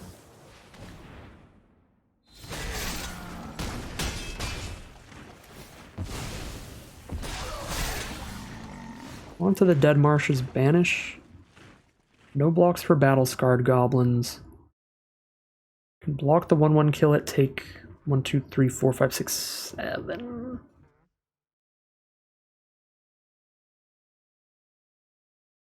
I don't have another way to kill the War Beast. I think I have to do this.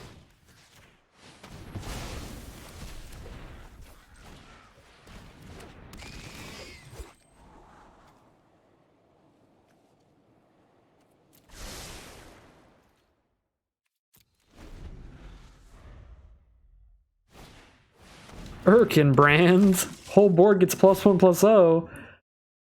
Please stop top decking like God himself.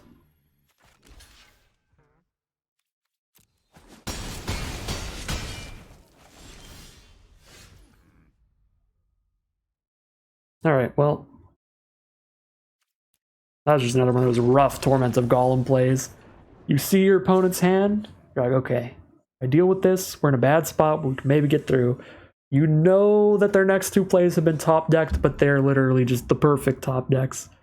The 3-drop to use all 5 of their mana into Erkenbrand, give the whole board +1/+0. Rough. Alright, that game was bad from turn 2 when they just rolled out Moria Marauder again. Yeah, we just need them to draw less quality cards. Roll things out a little slower. Being on the play will help with that. I think I'm running it back. Open for the best. This is unkeepable. We don't actually do anything until turn 4. We know their deck is very aggressive. I can claim the Precious their first creature on turn 3, but we have nothing to nasty end away. Oh, not like this, Arena Open. We gotta go down to 5. Which is really not good. Can Vanguard, I can Lash. I might drop Lash for Torment. But Vanguard is a super sackable creature to the Lash the Balrog, because most of their 2-drops are really good against Vanguard. Banish is 3 mana removal. I think I have to keep it like this.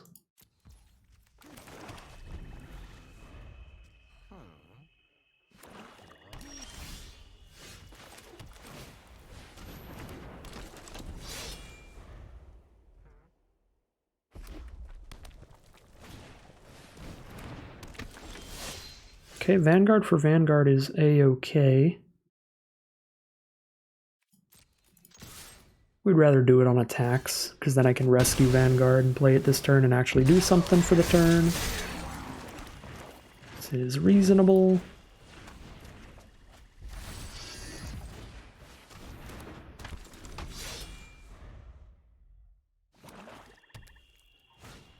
Mordor Trebuchet. Okay. Trade armies, then it's just a 1/4. 1/4 keeps all of our stuff off of it basically forever, though. I might want to trade my army into it with Lash.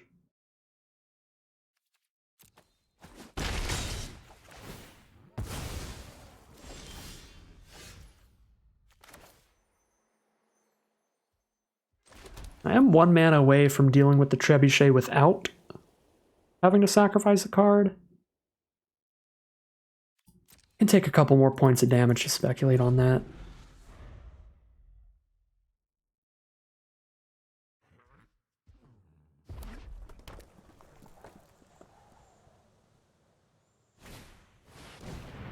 Brutal.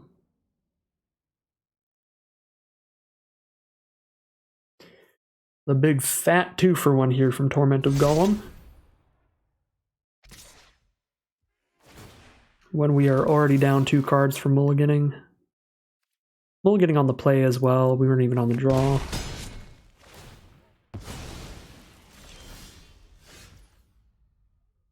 Okay, well, Westfold Rider 1-for-1's into the Trebuchet. So we do that, because I was already planning to Lash 1-for-1 into it.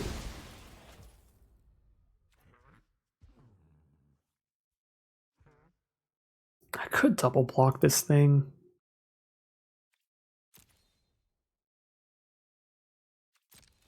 I want to try to Lash it, though.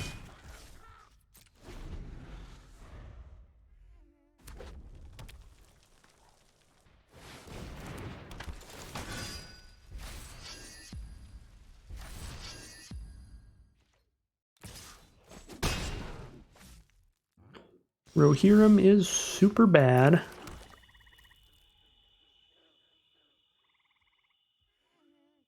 We know one of their combat tricks is like that indestructible or lifelink thing that also amasses one. So if they have that combat trick, it's better to kill this than that, because then if I kill that, then double block this, they could do the lifelink and make it a 4/4. But now if I kill this and that, then they just do the indestructible. Either way, if they have that trick, we kind of just lose, but I think I kill the Rohirrim with the double block rather than the army. I mean, we kind of just lose, period, because they have 4 non-land cards as far as we know. Like, we're just down really, really far behind in card advantage. Yeah, that's big.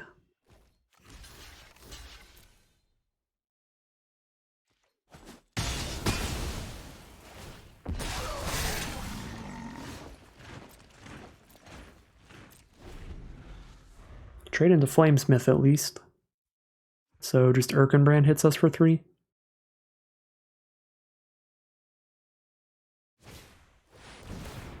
Well, not against that. We are down to 3 life.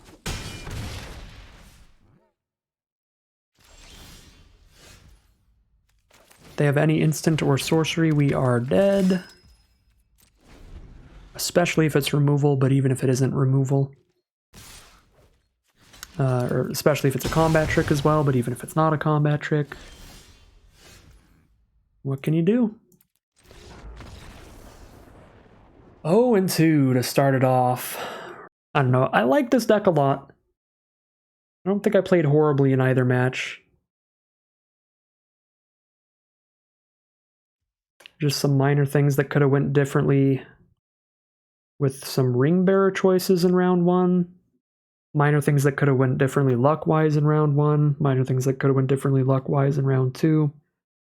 Feels like so close, but no cigar each time. Well, that does it for contention for the Arena Open Day 2 draft number 2. Unfortunate stuff today. There was definitely stuff that we could have done better. The biggest learning point of the day is making sure to really dot your I's and cross your T's when you're considering where to put the ring bearer. Make sure you're putting that ring bearer on the best card that's going to stay around the longest at all times. If we put the ring bearer on the Mirkwood Bats, game 3 of round 1, we would have seen several more cards throughout that game, and we were really like 1 card away from finding lethal on the last turn of that game. Like, we top decked if it was anything that makes a token, any removal spell, anything like that, we would have found lethal, killed our opponent. If it was the Eagles of the North or anything like that, we would have killed our opponent. So there were a lot of outs there, but we just hit a land on that last turn. Part of that was very self-imposed, though, because we had an option earlier to put the ring bearer onto the Mirkwood Bats instead of an Easterling Vanguard, something that was harder to kill because they couldn't just kill it with their Old Man Willow. So I think that was the big decision that really cost us in round 1. Turned a game that could have been a victory into a definitive loss in the end. So I think that was the main turning point where we could have been 1-1 right now, could have had a chance of winning the next 2 rounds to be 3-1, make it into the Arena Open Day 2 draft number 2. That's what we could have controlled, what we could have changed. Other than that, I guess round 2, game 3, I could have just kept the initial hand, but we saw how their deck played out in game 1 and game 2, and if game 3 went anything like the first 2 games, our opening 2 hands that we mulliganed away, we're going to lose real quickly, because both of the first 2 games, they just rolled out 2-drop combat tricks, removal spells really quick and hit us hard. It worked out a little differently. It worked out a little awkward where we mulliganed to 5, and then they were on a slow enough hand we didn't even need to really mulligan away those first couple hands. But I'm still fine with the choice that I made there, because with the information that I had, with the knowledge of how their deck was consistently playing out in the first 2 games, I think it was probably the right choice to mulligan a couple times there, try to find something with more early game drops. It just didn't work out well. They drew the slowest hand that they had drawn all match by a lot, where our initial 7-card hand would probably have been a little bit better than the 5-card hand we ended up with. Other than that, though, I don't think there was anything we could have done to win game 2, really. That was just some really good stuff from our opponent. And game 1 of round 2, we obviously won that game. That one was played pretty nice. I thought we were dead early, but stuck it out, got some really nasty things going with the File of Galadriel. So, again, there are things we could have done differently that might have turned into victories, the main one being in round 1. But overall, I'm not that disappointed in how I played. Certainly not disappointed in how I drafted. I think this deck is quite solid. I think it can definitely compete with every deck that we've played against. We fought some long, hard-fought games and definitely had a shot of winning both those rounds if we just played some, if they're like best 3 out of 5 and stuff like that, or if we just made some different decisions. So I think our deck paired up perfectly well. I think I drafted well, built perfectly fine. The main thing is I think I should have just been starting with 16 lands as well, I guess. Other than that, not too unhappy with the things that were in my control. I think I did fine on most of that, outside of some gameplay decisions. Because there was also a lot of bad draws. We flooded out really hard. Game 1, we had some rough mulligans. There was certainly a combination of bad plays and bad draws stacking up there. So still going to play it out here. See how many gems I can get out of the event. We are up in gems no matter what, since we did day 2 on the first try.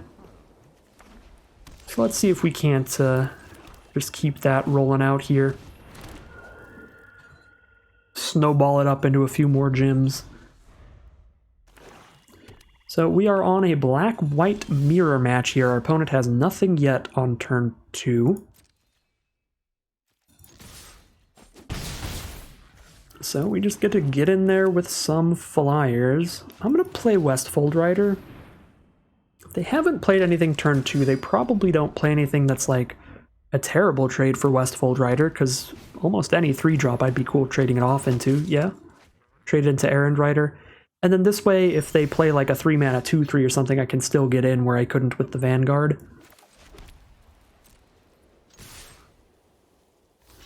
Okay, trade into the Errand Rider, drop the File, drop the Vanguard.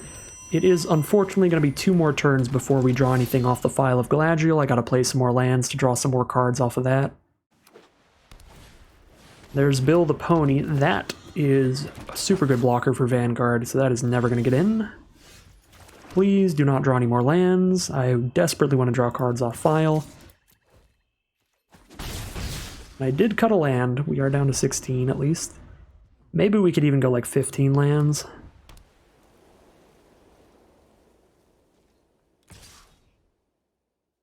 Alright, Bill. No. Bill has changed his mind. Oath of the Grey Host. That one card is going to make 3 1/1 flyers instead of 2 1/1 flyers. That's basically our shadow summoning and a half. So that puts them up a card over the course of this game. Alright, Lash on Bill is fine. We'll kill Bill. They've got a million food tokens though, because Bill plus the Oath, they can gain 9 life over time. We really need to get this File of Galadriel going if we want to have a shot at winning this game in the long run.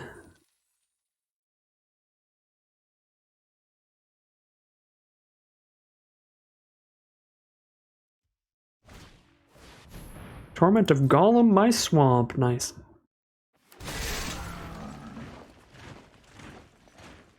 Well, that helps a tiny bit. Ooh, Sam's Desperate Rescue? Guess all I can pick up is... Oh my god, hold up. All I can pick up is Westfold Rider, he said. Looking at my opponent's Saga, that's about to be 3 flyers. So I can just kill all 3 of their flyers with this, basically. Which I think is better than just keeping a 3/1. Well, that went well. That was a good draw.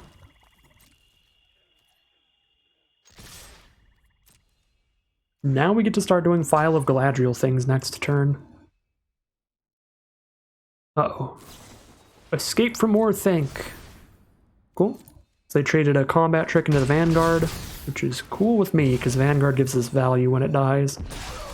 Probably would have been less happy if they killed one of our 1/1 flyers.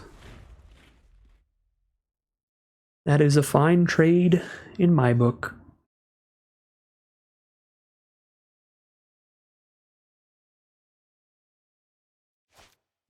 Claim the precious, the ring bearer.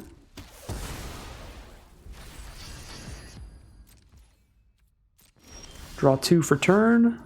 Slip on the ring, nasty end. Well, slip on the ring is not castable right now.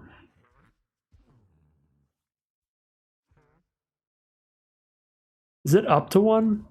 Nope. I have to kill my own creature to do that. I also have to kill my own creature to play nasty end.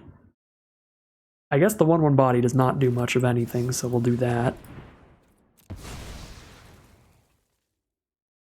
they going to remand my nasty end? That would be pretty nasty. Play another flyer, I guess? No, we can torment them. Play the flyer next turn.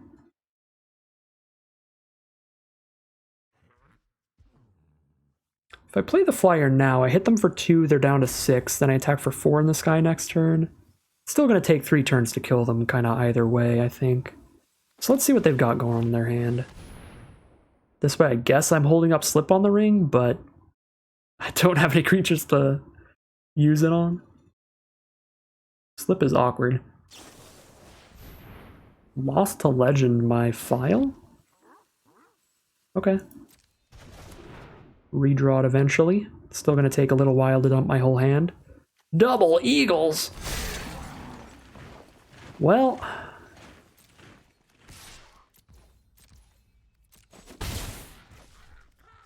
guess we're not going to chip in forever. Because as soon as, yep, as soon as they play an Eagles.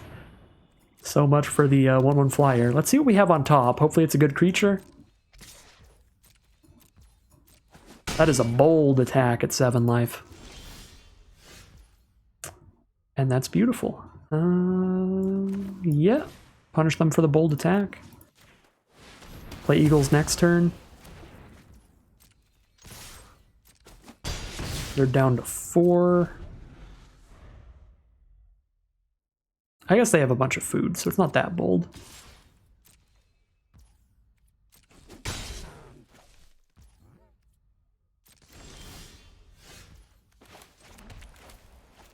Here's the Eagles, and I've got a Slip on the Ring now that I actually have a physical creature card on the board instead of a token that just vanishes from existence forever.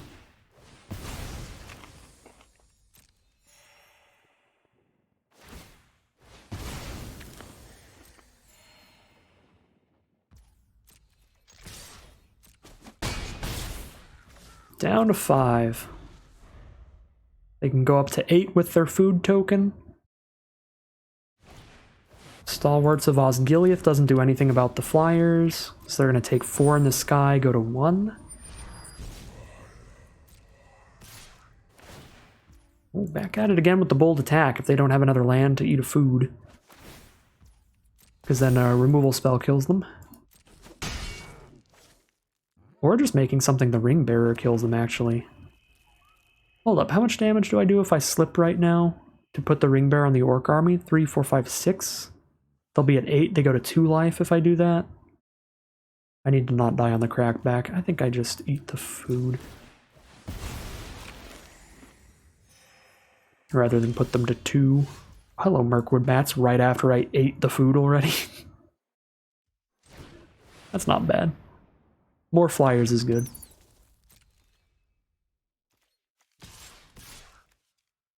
Could block and Slip on the Ring. Just to keep the bats around.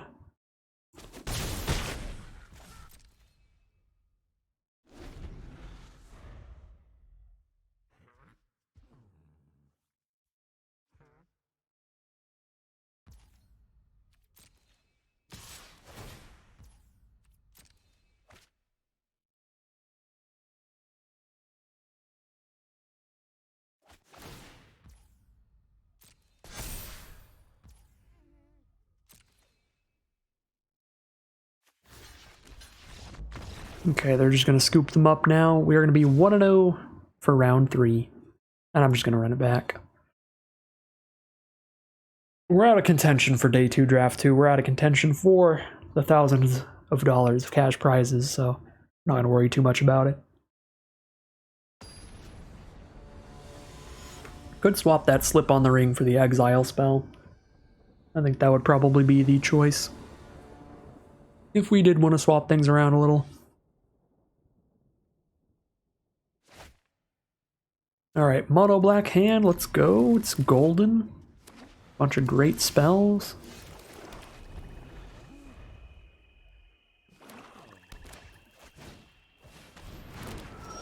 Hey, they've got the turn 2 shadow summoning this game, so that is good for them.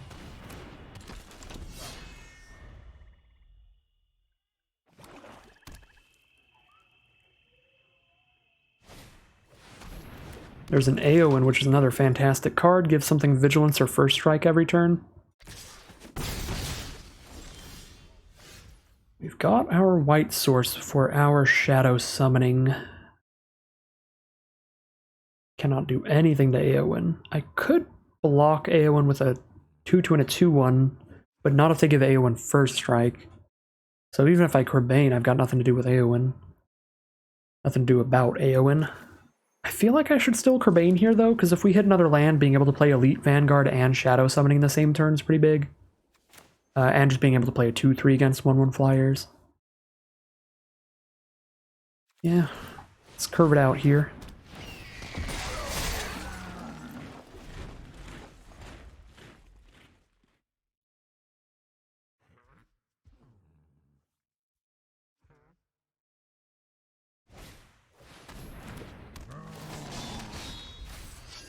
There's an Urkai Berserker to make one of the flyers the Ring Bearer, and they're going to give that first strike so it can get past the Corbane. And there is land number 4. I do more damage to them if I Mirkwood Bats and then do the Shadow Summoning.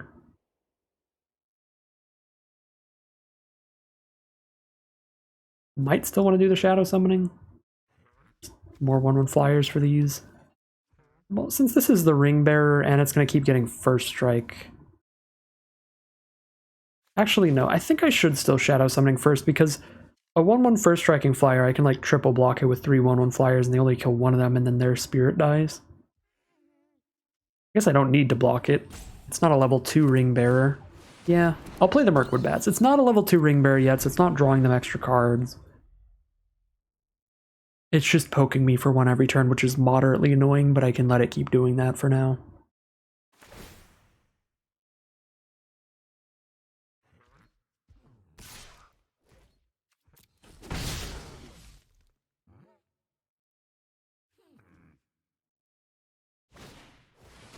There's a Took Reaper. So if the Took Reaper dies,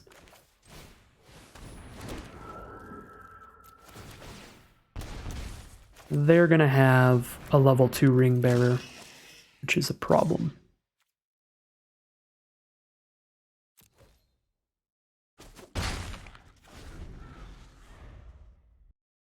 A Vigilant Took Reaper now? Yep. Take my 2. King of the Oathbreakers. Well, that's a way to lose a game.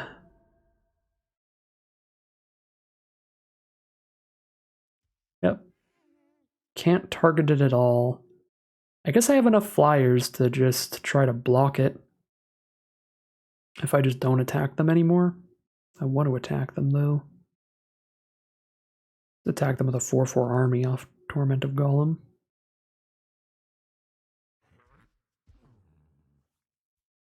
How do they block a 4-4 here? They just block with Took Reaper and get a level 2 Ring Bearer. Yeah, we're not attacking on the ground. So if I want to block and kill King, I have to just not attack at all anymore. Rather than making like a Mirkwood Bats a Ring Bearer and sending in.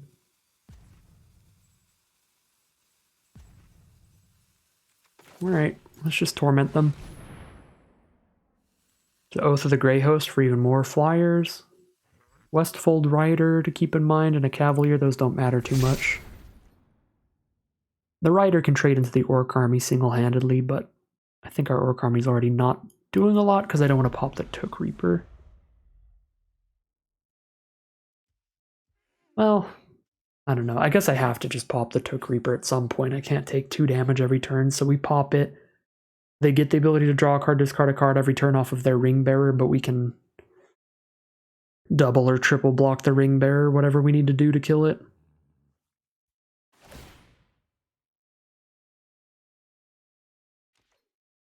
First strike on the King of the Oathbreakers.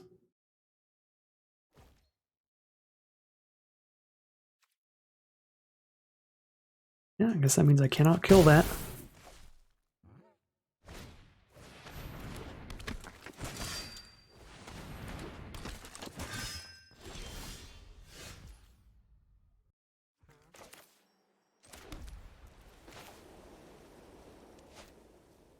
Just attack with the Mirkwood Bats now, I guess, since they can just keep first striking the king. Well, we are slowly but surely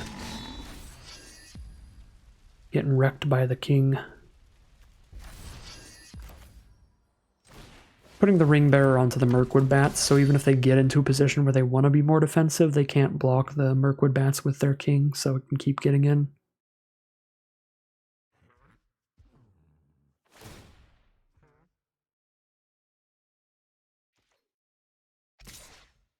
Yep. King's coming on in. Down to 8. Torment of Golem. There goes the gore bag.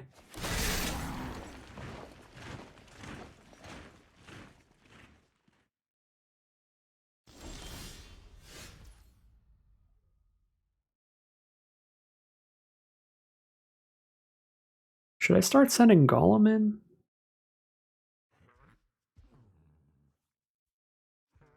Can get my ring to level 2 on the Mirkwood Bats, and then I can start sacking tokens. Doesn't feel great, but it feels like the best bet we have.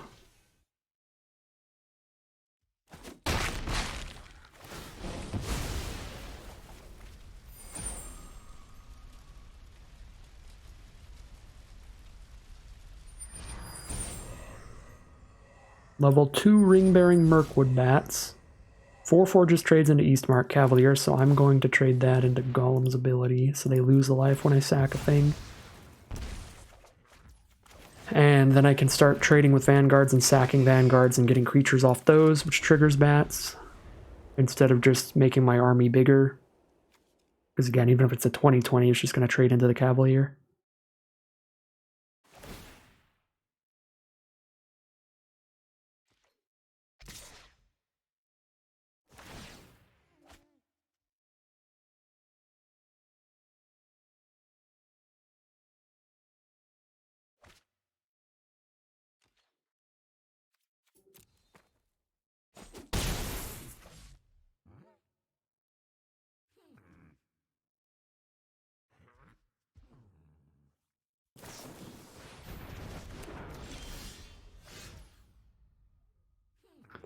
Well, that was a good draw. Now we just have nothing.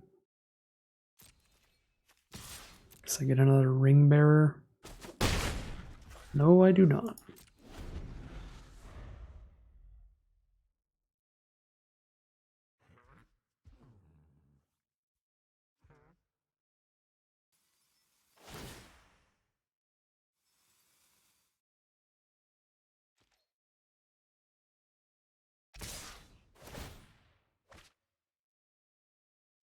I'm just going for lethal here.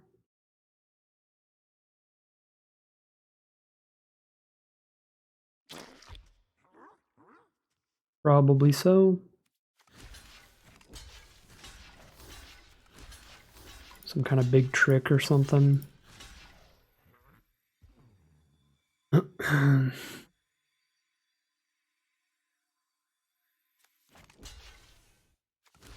Yeah, any combat trick kills us here. We have to chump block on one of these.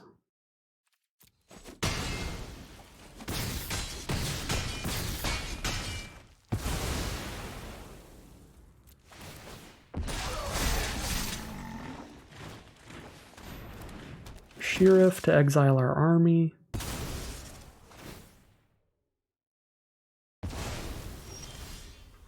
Alright. I actually think this matchup gets into a lot of board stalls from the look of it, because we both have a ton of token production, so flyers are just kind of inherently valuable. We might actually like the second Mirkwood Bats better than the slip-on here.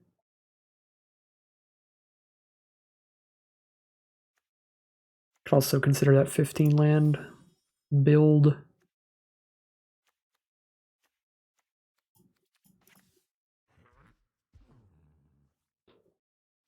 throw in... Banish is bad against the one bomb that we've seen them have, because it just does not die to removal. So I guess it would just be put the slip on the ring back in. Sure. We'll go 15 lands here for the final game of round number 3. Very keepable. Pretty low on creatures, but the fact that our 1 creature card makes 2 is very helpful. Oh god, Frodo. Get out of my life. Frodo is deceptively good. Frodo's a really, really good ring bearer, because Frodo always has more toughness than power. And Frodo's just always worth the mana investment. 1 mana 1/2 into a 2 mana 2/3 lifelink. Lifelink goes a very long way. And if you can get the triple black, and Frodo's your ring bearer, Frodo can end the game once your ring bearer is level 4. So we are going to have to spend removal on Frodo, I think. Could block an ambush as the removal that we use, since I can't afford Claim the Precious. I don't have double black. Could also Lash sacking a 1/1, but ambush would kill Frodo without losing a 1/1. Which is better, but it could be destroyed by a combat trick or removal spell of theirs. I'm still going to go for it. It's going to be pretty obvious, though, so I think they just won't attack. Unless they have a really good trick of their own. They're going to attack, alright. I don't think we've seen many combat tricks from them to win this exchange.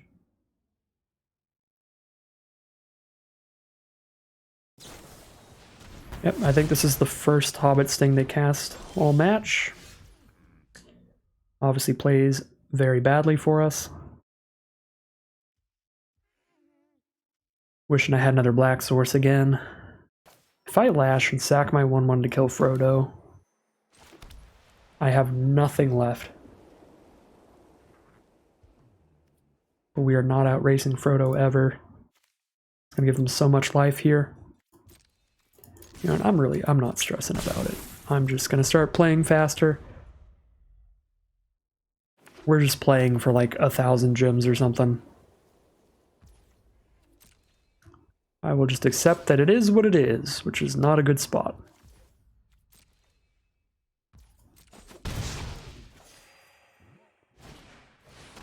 Oath of the Grey Host is pretty terrible. 3/1/1 flyers. Alright, there's the next black source. We can get rid of Frodo with Claim or Lash. I guess since Desperate Rescue and Nasty End do Stone Cold nothing, I should just Lash.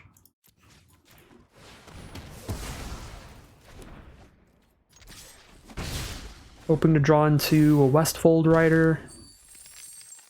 We've got a couple of those in the deck. So 2 outs to the Oath of the Grey Host. Protector of Gondor is pretty good. Westfold Rider is pretty good. Haunt of the Dead Marshes is a good blocker for the Westfold Rider. Can't play that and claim this turn. That's okay though. We're just going to start getting eaten by these 1/1 spirits.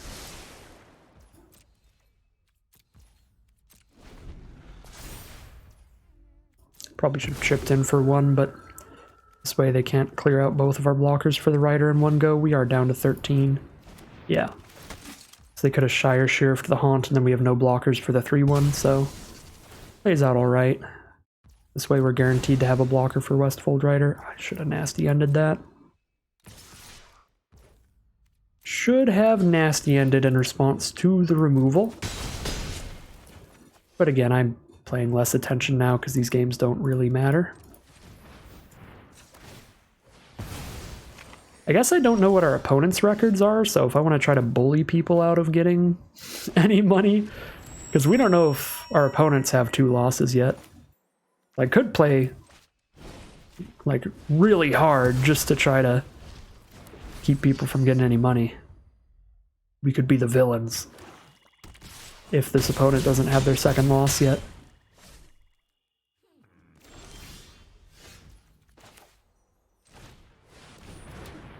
Alright, I definitely could have played this one out better, but I don't think we were winning this game.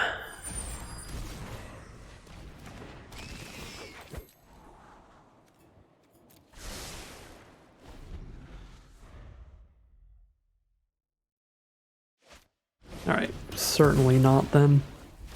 They still have a claim. Yep, that's lethal. Alright, we could have died like a turn or two later, but we were definitely losing that. 0-3.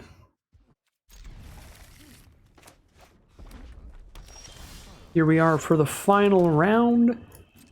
Just playing for chump change, pretty much. Like 1,000 gems or something. So not super worried about it. Just playing it out, seeing if we can get a couple more gems out of the event before we head off for the day. I am pretty demotivated at this point after just going 0-2 at the start. Our third loss was whatever. I wasn't paying too much attention. Probably winnable again because it was... I mean, we won a game in every single one of our rounds. So... with incredibly tight plays. I think the first round and the third round with incredibly tight plays were winnable. But after losing the first two rounds, I don't really care if I misplay a bit in round 3 and 4. That'll happen.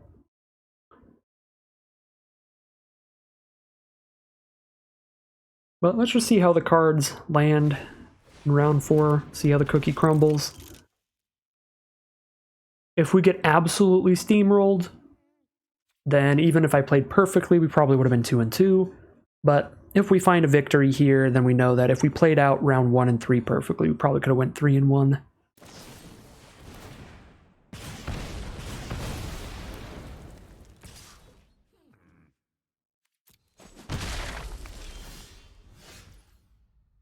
Well, that's not a great draw. I just cycle the Eagles here. Guarantee 4 drops next turn.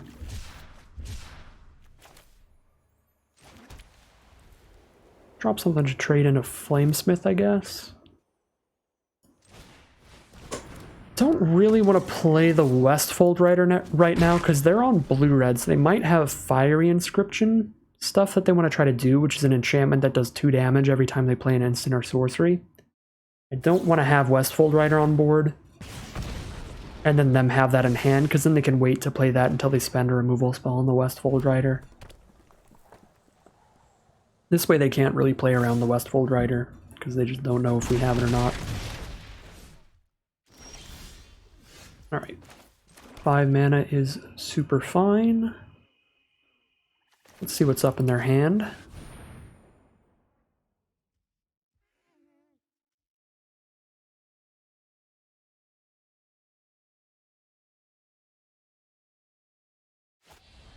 Soothing Gorebag back to our hand, get a Ring Bearer. Great removal spell and an okay removal spell. They can keep the okay removal spell, which can kill our army. I don't think I want to lash either of these creatures away, but I'm low enough on life that it might be worth sacking the Cribane to kill off the Ring-Bearing Survivor, I guess, and then our 2/2 trades into their 2/1 or their removal spell. Yeah, I've got a huge advantage when it comes to card advantage here. So I can 2-for myself a little bit just to make it more likely we survive over time.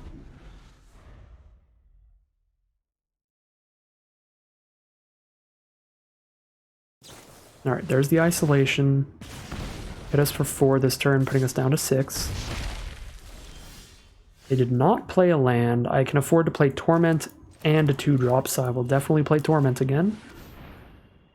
Gandalf's Sanction? I am so happy to get that out of their hand. And we'll just replay the Gorebag.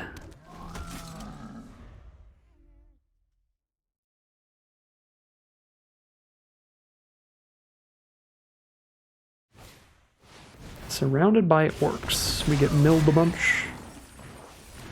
And they have a 3/3 now. Could make a 3/1 Westfold Rider. Ooh. File. I can't play my whole hand out this turn. So do I just play Rider Grond and then play File next turn? I think I do. Because it gives me the best just immediate blocks here, which is important. I'd probably just start attacking with Grand after this turn. I guess they can block with a 3/3 and a 1/3, but then they wouldn't kill it. They'd have to triple block to kill it, and we kill 2 of their 3 cards. Well, they only have to double block to kill it, but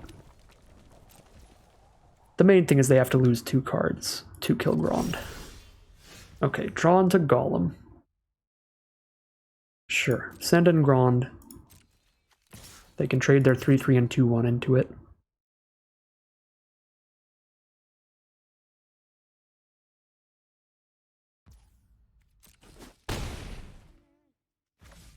Drop Golem.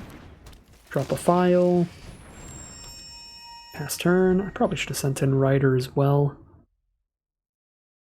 A little safer to not send in the Rider, but we still have 3 blockers without Westfold Rider. Alright, we're drawing 2 cards a turn now. Let's go, File a Gladriel. Shadow Summoning Claim the Precious. Pretty sweet.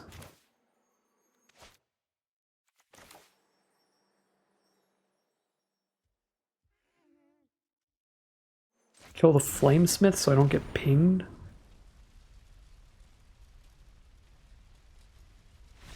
Alright, they are over it. We're going to start off round 4, 1-0. They're blue-red spells. I think we just run it back. I think Torment of Golem is really good in this matchup, being able to pull out Gandalf Sanctions that they're waiting to play till late game.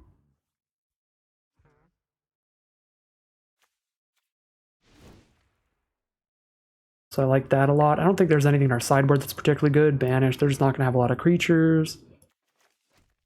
Don't think we need bats. I think I'm running it back. That is not keepable. That is also not keepable. 5 card hand, baby!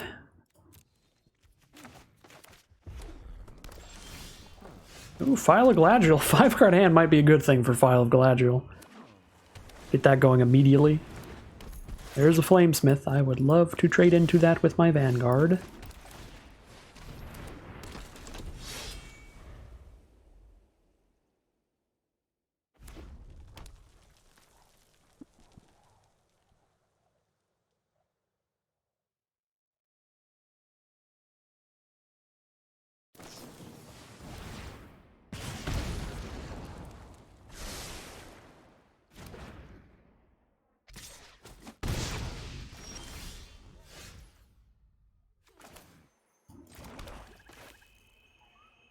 If I play File and Ambush, I know I can play Gorebag and Westfold Rider next turn. I could also just play one of those 2 now and hold up the Ambush. It's probably better.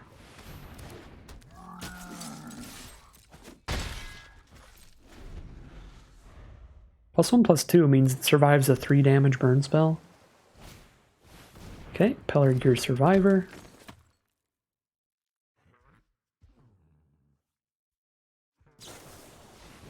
Alright, tap it, scry 1, draw a card. It does not survive that.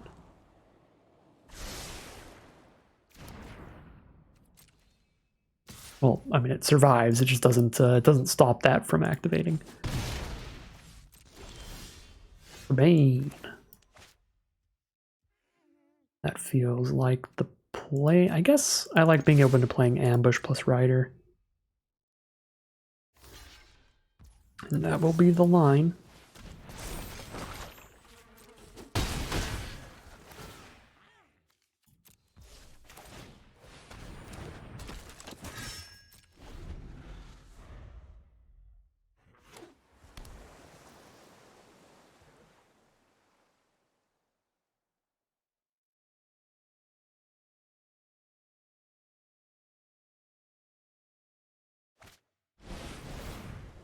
Horses of Bruinen is a sick card in any controlling blue deck.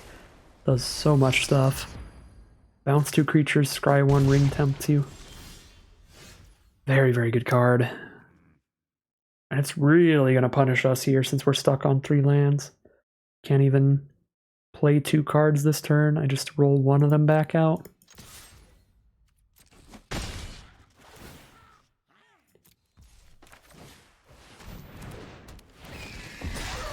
Play the Kerbane, because any land means we play both of these.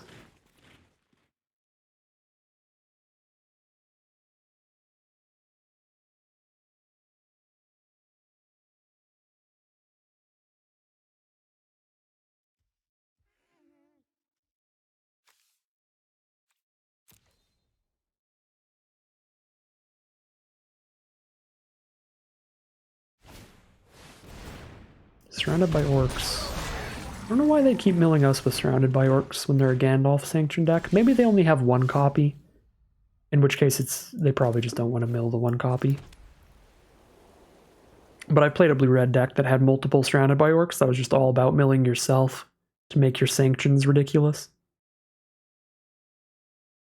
Okay, I don't have any tricks here to get through the 3/3.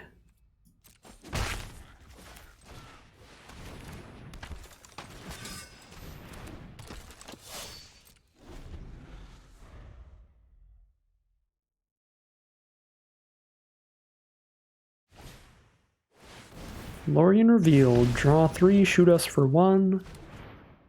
Could attack with everybody now and just nasty end whatever that work blocks. Probably the play. Or I could draw into a Lash of the Balrog. And then I kill the Orc army with my Easterling Vanguard. Then my Orc army is big enough to send in a Flamesmith and not trade. Also just sack Gravane and have a wider board state to hit for more damage. I don't know where exactly I want to lash, but I definitely want to lash the 3/3.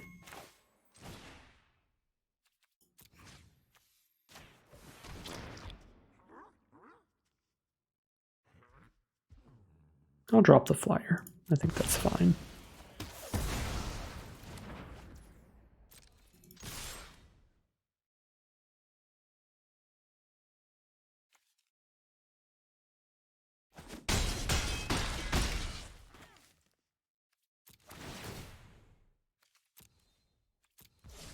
Stopping my upkeep because I could nasty end before I draw a card, and then I draw 3 off the nasty end even if I don't sack Legend, so I draw 4 if I sack Gorbag.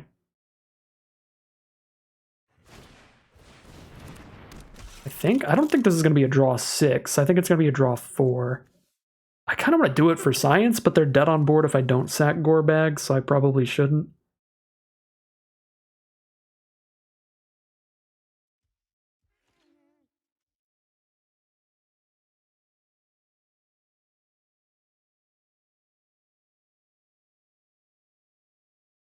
I'm at 9 life here. They might kill me with a Gandalf Sanction this turn. They probably do. 1, 2, 3, 4, 5. If they've got a Gandalf Sanction, we're dead. Flamesmith shoots me for 2. I go down to 7. Flamesmith attacks, hits me for 2. I go down to 5. Sanction finishes me off.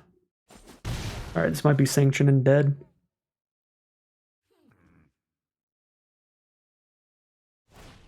Alright, yeah, I think that is lethal. Well, no, that's 1 damage off.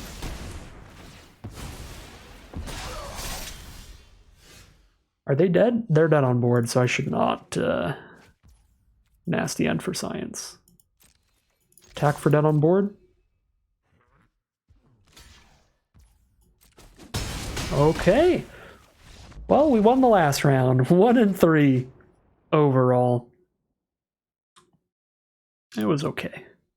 Alright, well that was obviously not the record I was hoping for, but it's not horrible either. We made it into day 2 in just 1 try, so I think we expended a lot of our luck during day 1, unfortunately. But overall, that does mean we're just up in gems, gonna get some nice gems for the collection to make it easier to play a lot more events like this, and there's some more great Lord of the Rings competitive limited events coming up. There are qualifier play-in events coming up the next couple weekends that I'll be playing in, and then a qualifier weekend event for if you won one of the qualifier play-ins. So I will be playing all of those, and Arena does an Arena Open pretty much every month, and they've swapped them over to being exclusively limited.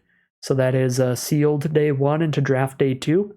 So they're probably going to do another Lord of the Rings Arena Open at the end of July or at the start of August, so we'll be playing in that as well. So plenty more Lord of the Rings competitive limited events to get into, even though today was not the run for us. One last little look over everything. I think the draft itself and the deck building went pretty solid. There were some minor things that could have went better. I think I should have been starting at 16 lands and then potentially cutting down to 15 during sideboarding, rather than starting at 17 and cutting down to 16. I think 15 or 16 lands was where it's at.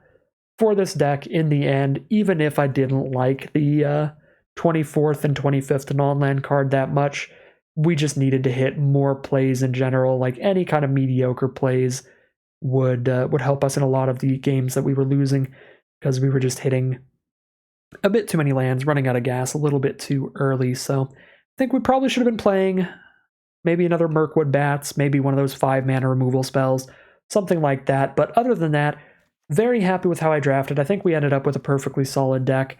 Less happy with the gameplay, but it wasn't horrendous. I have definitely seen people win the $2,000 with much more egregious misplays than we ended up with today. Today it was a lot of minor gameplay errors that just stacked up into missing out on lethal, like 1 damage off from lethal in round 1, seeing a couple less cards by not putting the Ring Bearer in the right place in round 1. That was the most clear example of a game that could have gone differently if we played differently, and it wasn't like an egregious, obvious misplay right off the bat. It's just this minor little error that can stack up a lot in a format like this with an effect like the Ring Bearer that gives you value incrementally every single turn. So just stack up those Ring Bearer triggers, and we probably could have turned that game into a victory. So that was the big thing that could have gone differently. If that had gone differently, we would have been 1-1 going into round 3, and I would have been in full try-hard mode still then, and maybe thinking a little harder on those plays, playing a little tighter. We win that round as well. And round 4, that was just a good matchup for us. We were always going to win round 4, so possible we could have went 3-1. The main thing, again, round 1, minor changes in gameplay, kind of changes the course of the whole event from that point on. I think round 2, that was just a very, very strong deck from our opponent. That was going to be a hard battle either way. There were some minor things we could have done differently. One of the ones that I was thinking of is maybe Nimble Hobbit is still not good against their 2/2 that shoots things for 1 damage, but because they had the double strikers and the things that shoot things for 1 damage that make our 1 toughness 2 drops really bad, maybe if we swapped out 2 of these, like 1 Westfold Rider and 1 Vanguard, or just swap out both Westfold Riders or something like that for a couple Nimble Hobbits, maybe that would have been for the best.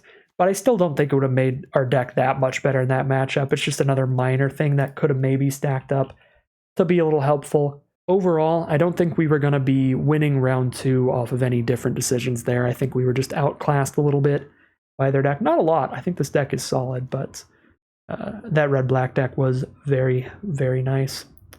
But that's going to do it for me today. That is the Arena Open Day 2 event as a whole. We're going to be taking our 1,500 gems and leaving with them.